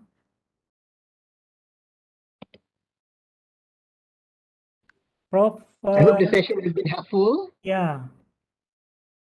Siapa ada lagi kat sini ya? Yang mungkin orang-orang lama senior Prof Azizi, you want to ask anything or comment anything? You are very experienced also. My take is that if you cannot sing, don't sing. Sorry, Zara. Sorry. But No, no, I it's okay, it's totally okay. forgot about that song. Tapi memang cerita yang ingat. I think that was a really a learning Tadi lesson in life, that one. Thank Pro you. Masisi ada menyanyi ke tadi? Tak ada, Ada. tapi I couldn't Ada? remember the song. Tapi sebab I nyanyi instead of menyanyi, Oh, bercakap okay. jadinya. Di Ramlee, anytime kita boleh nyanyi ramai-ramai, no problem. Yang nanti kita dah buat face to face. Ya, itulah. InsyaAllah kalau kita ada rezeki, kita akan buat face to face even more exciting, havoc lagi ya. Seronok. Havoc. InsyaAllah. Tapi dalam limitation yang kita ada sekarang ni, kita cuba buat yang terbaik. Still, I think we can feel the so-called the fun and the apa tu kan. Yang penting pada hari ini, kalau tak ada soalan lagi, sekali lagi saya nak ucapkan berbanyak terima kasih kepada Dr. Zainal, sahabat saya yang sentiasa memberikan inspirasi kepada semua orang. Yang penting saya harap the take away from today, kita sebagai seorang manusia sentiasa struggle dengan our daily life, dengan cabaran-cabaran yang perlu kita hadapi at the personal level. But as much as we can, we do not want that to affect our professional, what we are doing professionally dalam tugas kita sebagai seorang ahli akademik yang perlu juggle many balls tadilah. So seperti pesan Dr. Zainal tadi, while we have to juggle a lot of things and we don't want to drop any ball and so it is about prioritizing. But again, I think we need to have people around us. We need to work in groups. We need to talk to people that can give us, motivation, that can help us to work together in our research dan dalam our teaching dan sebagainya. So don't isolate ourselves. I know some people they prefer to work alone because they say, oh, I'm introvert person. So I'm comfortable to work alone. Well, fine, but to me, from my own experience, working together with other people, having the like-minded people and sharing, sometimes kita gunakan rakan-rakan kita untuk meluahkan perasaan dan sebagainya. Lepas tu kita rasa lapang sedikit dada kita. So these are all the thing that I think the culture that we need to promote. Don't isolate ourselves. Get into the group, working together with the group, find your group, and insyaAllah saya rasa kita dapat mengharungi cabaran dalam dunia akademia ini. Bagi siapa yang masih lagi peringkat awal, 5 tahun, 10 tahun, you still have a long way to go. So you need to have that stamina. You need to have that people who will support you to grow. It's all about growth, ya. Jadi saya harap kita telah dapat banyak lesson yang kita pelajari daripada movie Ramlee tadi, while we're having fun finishing along, ya. Jadi akhir kata saya ingin ucapkan terima kasih kepada Dr. Zainal. InsyaAllah kita doakan kesihatan kepada Dr. Zainal, murah rezeki dari segi kesihatan, dari segi semuanya, supaya Dr. Zainal akan terus dapat bersama dengan kita pada masa akan datang. InsyaAllah. Dan terima kasih kepada semua dapat bersama menunggu sehingga ke akhir program ini, ya.